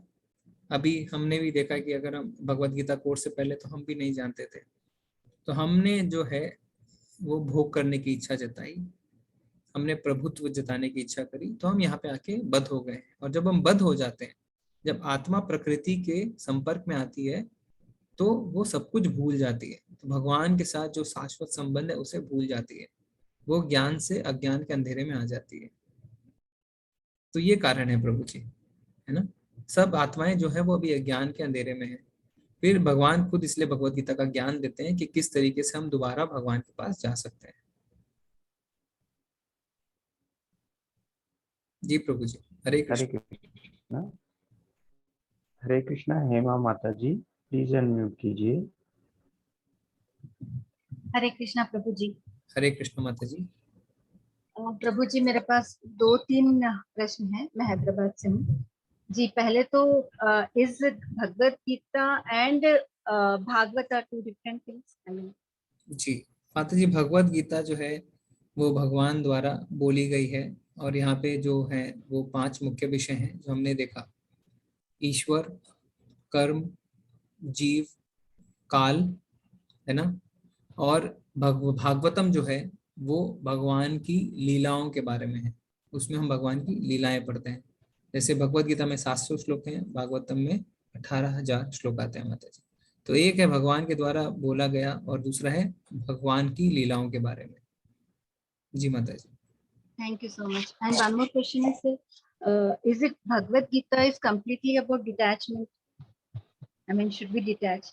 अपने को अपने परिवार से, मतलब मोह माया से, जितना मैंने सुना है मुझे ये लगा है कि हम लोग को माया मोह से बचना चाहिए। तो इसके लिए मतलब हम लोग कलयुग में हैं, और पहली बात तो जैसे कि अब I am the only person in the family who is earning, तो if I detach myself from my family, then who will be taking care of them? माता जी, अब जितना हम लोग मोह माया में जी माफ कीजिएगा, हम डिटैचमेंट को गलत तरीके से समझ रहे हैं। डिटैचमेंट का अर्थ ये नहीं कि प्रेम नहीं करना है, डिटैचमेंट का अर्थ है आसक्ति नहीं होनी चाहिए। माता कुंती बन सकते हैं, धृतराष्ट्र नहीं बन सकते हैं। तो ऐसा नहीं है कि हमें प्रेम नहीं करना है, हमारा कर्तव्य है अपने परिवार को देखना, किंतु हमें आसक्ति में अंधा नहीं होना है। तो अगर हमारे पुत्र की इच्छा होती है कि जो उसके दोस्त के पास गाड़ी है वो चाहिए, और आपके संसाधन नहीं है, तो आप उसे ये नहीं कहेंगे कि हाँ उसकी चुरा ला या उसका तोड़ दे। नहीं, आप उसे समझाएंगे कि नहीं, अभी ये नहीं मिल सकता। तो ये प्रेम और आसक्ति में फर्क है माता जी। तो डिटैचमेंट को आप ये ना सोचें कि आपको सब कुछ छोड़ छाड़ के जाना है। हमने 3 और 5वें अध्याय में यही तो देखा है कि कर्म सारे करने हैं, किंतु आसक्ति के बिना करने हैं। जी माता जी। Wonderful sir. One more question, like when we are doing कर्म करते हैं तो फिर कुछ ना कुछ तो पाप हो ही जाता है। फिर उससे कैसे हम लोग every time how can we differentiate what is पुण्य एंड व्हाट इज पाप? क्योंकि आप जैसे कि एक प्रीवियस सेशन में एक एग्जांपल था कि मेरा ऑफिसर मुझे कहता है कि आप ये करो, तो आपने कहा कि yes you have to obey your boss, you have to do your job. So then like if how do we I mean differentiate between what is punya and what is पाप? जी माता जी, हमने वही तो पढ़ा अभी कि हमें पाप और पुण्य के चक्कर में पड़ना ही नहीं है। क्योंकि अगर आप इच्छा के साथ, अगर आप ये कहते हैं कि अच्छा मैं ये कर्म कर रही हूँ, इसका फल मुझे मिले, तो वो इच्छा हो गई आपकी, आप चाहते हैं उसका फल। जैसे आपने उसका फल चाहा, अब वो जो फल है, चाहे पाप चाहे पुण्य, वो आपको भोगना पड़ेगा। तो हम कह रहे हैं कि आप आसक्ति के बिना कर्म करें, अनासक्त हो गए, अटैच हुए बिना कर्म करें, भगवान की ओर उस कर्म को मोड़ दें। तो उससे क्या होगा, जो उसके फल हैं वो आपको नहीं मिलेंगे, पाप भी नहीं मिलेगा, पुण्य भी नहीं मिलेगा। अभी लोग डर जाते हैं, बोलते हैं पाप पुण्य नहीं मिलेगा तो मेरा क्या होगा। भगवान आगे कहेंगे कि मेरे भक्तों का मैं ख्याल रखता हूं, डरो मत। भगवान क्या कहते हैं, सर्वधर्मान परित्यज माम एकम शरणम व्रज अहम त्वं सर्व पापेभ्यो मोक्षयिष्यामि मा शुचा। सब धर्मों को छोड़ो और मेरे पास आओ, और मैं तुम्हें सब पापों से मुक्त कर दूंगा, डरो मत। भगवान कहते हैं डरो मत। तो हमें भगवान पे पूर्ण विश्वास रखना चाहिए। भगवान अपने भक्त को सब देते हैं, तो हमें मन में डर लगता है, अरे पुण्य नहीं मिलेंगे तो क्या होगा मेरा, तो फिर मैं क्यों ऐसा करूं। भगवान आपको आवश्यकता से ज्यादा देंगे। हमने देखा ना, ध्रुव महाराज 6 महीना इतनी कड़ी तपस्या करी, भगवान जब आए तो ध्रुव महाराज क्या बोलते हैं, अरे मैं तो कांच के टुकड़ों के लिए आपकी तपस्या कर रहा था, और भगवान ने उनको पूरा एक लोक दे दिया, एक पूरा प्लेनेट दे दिया माता जी, ध्रुव, जो ध्रुव तारा जिसको हम बोलते हैं। तो जी भगवान हम जितना सोच भी नहीं सकते उससे ज्यादा हमें देते हैं। जी माता जी। Thank you so much, sir. Just allow me just 10 seconds to appreciate you and this session. Earlier, I just joined Gita, this Bhagavad Gita class, thinking like everyone used to tell, just to join Bhagavad Gita, it will give you some knowledge. But really, I mean, true from the bottom of my heart, I must thank you. This session is like, I'm thinking more than the slokas, whatever you are saying. The question and answers are clarifying a lot of our doubts. And if I'll be so happy if I get some help from any of you to keep responding to our questions. It really helps us, especially, I mean, actually what I'm understanding is Bhagavad Gita is nothing about the knowledge. And this knowledge is vast, and the way you are explaining and the patience, thank you so much from the bottom of my heart. So once again. All glories to Srila Prabhupada. माता जी, हम प्रभुपाद जी के तात्पर्य को ही हम बताते हैं। प्रभुपाद जी ने अपनी किताब में सब लिखा है, तो आप Bhagavad Gita as it is जो है वो मंगवा सकते हैं, उसमें पढ़ेंगे तात्पर्य, तो प्रभुपाद जी ने सब अच्छे से समझाया है। जी माता जी, धन्यवाद माता जी। हरे कृष्ण। हरे कृष्ण। हरे कृष्ण प्रभु जी, चैट बॉक्स में क्वेश्चन है। जी माता जी, मैं पढ़ूं चैट बॉक्स में, देखता हूँ। तो इसमें माता जी, हरे कृष्ण, जब जीवन में प्रॉब्लम ही प्रॉब्लम आए तो भगवान में अटूट विश्वास कम होने लगता है, ऐसा क्यों होता है। जी प्रभु जी, क्या है ना कि जब परिस्थितियां प्रतिकूल होती है, वर्षा माता जी कह रहे हैं, तो इसमें हम जब परिस्थितियां प्रतिकूल होती है तो हम सोचते हैं कि भगवान हमारी मदद नहीं कर रहे, ठीक है। पर हमें भगवान पे हमेशा भगवान की ओर मुंह रखना चाहिए। भगवान कहते हैं कि 4 लोग मेरे पास आते हैं, आर्त, अर्थार्थी, ज्ञानी और जिज्ञासु। जो बहुत दुखी है, जिसके पास कोई चारा नहीं बचा है, वो तो भगवान के पास जाता है। क्योंकि क्या होता है, आप चारों तरफ से हार जाते हैं, है ना। हम जीवन भर कहते हैं कि अरे ये कांटेक्ट है मेरा, वो कांटेक्ट है, यहाँ पे जान पहचान है, वहां जान पहचान है, पर जब परेशानी आती है तो कोई साथ नहीं देता। तो कौन साथ देते हैं, भगवान। भगवान ने क्या कहा, मैं सबका हितैषी हूँ, सबका उपकारी हूँ। तो हमारे साथ तो उल्टा होना चाहिए, है ना। हम जब बहुत दुखी होते हैं तो हमें भगवान का ही सहारा लेना चाहिए, और भगवान हमारी मदद करते हैं माता जी। जी माता जी, हरे कृष्णा।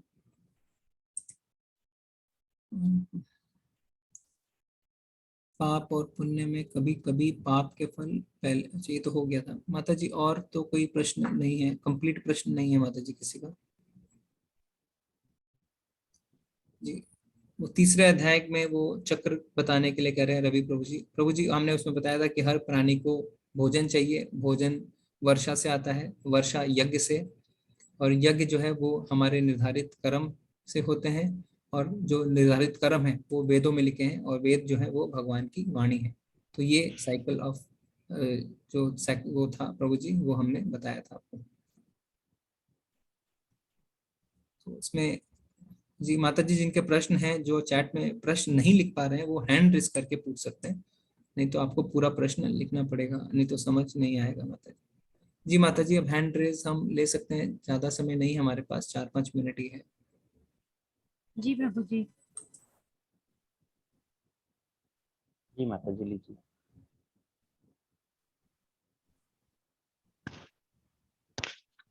हरे कृष्णा। लोकेंद्र प्रभु जी प्लीज अनम्यूट कीजिए।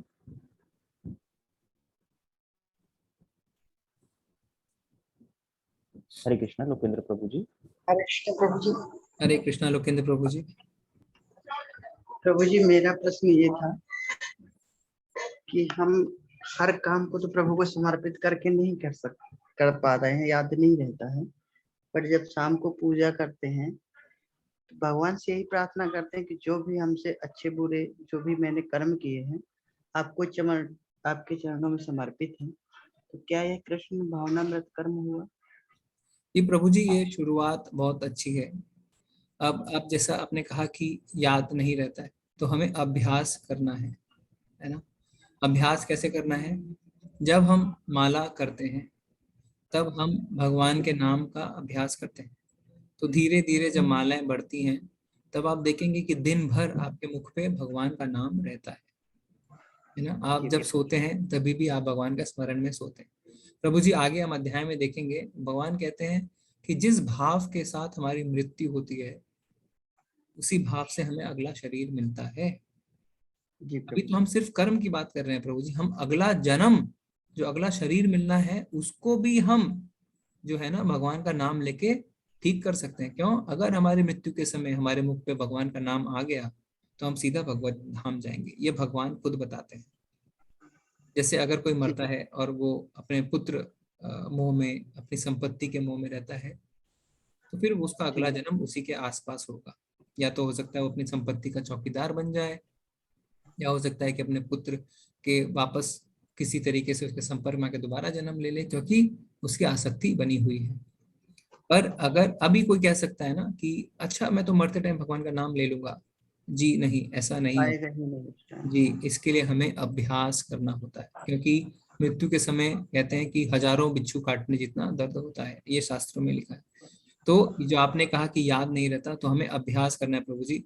अभ्यास करेंगे ना तो धीरे धीरे खुद ब खुद भगवान आपके अंदर चैत गुरु बन के आपका मार्गदर्शन करेंगे प्रभु जी। तो भगवान का नाम लेने का अभ्यास करिए, माला जरूर करिए। मेरा आप सबसे निवेदन है कि अब हम 5वें अध्याय को खत्म कर चुके हैं, कम से कम आप एक माला 5 मिनट निकाल के जरूर करें जी। हरे कृष्ण। हरे कृष्ण प्रभु जी। हरे कृष्णा प्रभु जी, एक प्रश्न और ले लें। जी प्रभु जी। हरे कृष्णा चंद्र प्रभु जी प्लीज अनम्यूट कीजिए। हरे कृष्णा प्रभु जी प्लीज अनम्यूट कीजिए। हरे कृष्णा प्रभु जी, दंडवत प्रणाम प्रभु जी। हरे कृष्णा प्रभु जी, दंडवत प्रणाम। प्रभु जी मेरा एक प्रश्न है, बड़े दिनों से थोड़ा सा परेशान भी हूँ कि हम जो भी कर्म करते हैं भगवान को समर्पित करते हैं, ठीक है, बट एक इसमें हमारा मेरे मन में ये डाउट है कि जो भी हम कर्म करते हैं चाहे वो अच्छा है या बुरा है, उसका फल तो हमें ही भोगना है। तो इस बारे में थोड़ा सा क्लियरेंस दीजिए, और कैसे मुक्ति मिलेगी ये भी थोड़ा सा बताइएगा। जी प्रभु जी, जब आप भगवान को समर्पित कर देते हैं तो फल आपको नहीं भोगने पड़ते। आपको फल तब भोगने पड़ते हैं जब आप उसके फल की इच्छा रखते हैं। तो जैसे ही आप उसके फल की इच्छा बंद कर देते हैं, आप उसको भगवान के लिए करते हैं, तो आपको उसके फल से बंधना नहीं पड़ता। हमने यही सीखा प्रभु जी, कृष्ण भावना भावित कर्म। तो आपको उससे फिर घबराने की आवश्यकता नहीं है प्रभु जी।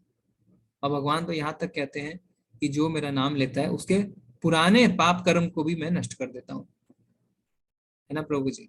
ठीक है, हरे कृष्ण। तो प्रभु जी अब 10:30 बज गए, हम चलते हैं। अमित प्रभु जी कह रहे हैं कि उनको समझ में आ रही है चीजें। ठीक है प्रभु जी, धन्यवाद, ऐसे ही बने रहें। 5वां अध्याय खत्म है, कल 6ठा अध्याय करेंगे तो हमारा पहला मॉड्यूल खत्म हो जाएगा। तो आप सब सुनते रहें और माला करते रहें। तो आप सबका धन्यवाद। अब हम क्लास खत्म करेंगे वैष्णव प्रणाम मंत्र करके। वाञ्छा कल्पतरुभ्यश्च कृपा सिन्धुव एव च पतितनां पावनेभ्यो वैष्णवेभ्यो नमो नमः। अनंत कोटि वैष्णव वृंद की जय। शील प्रभुपाद की जय। हरे कृष्ण। हरे कृष्णा। हरे कृष्णा हरे प्रभु जी। कृष्णा प्रभु जी। हरे कृष्ण। हरे कृष्णा माता जी। हरे कृष्णा प्रभु जी। सभी को हरे कृष्णा।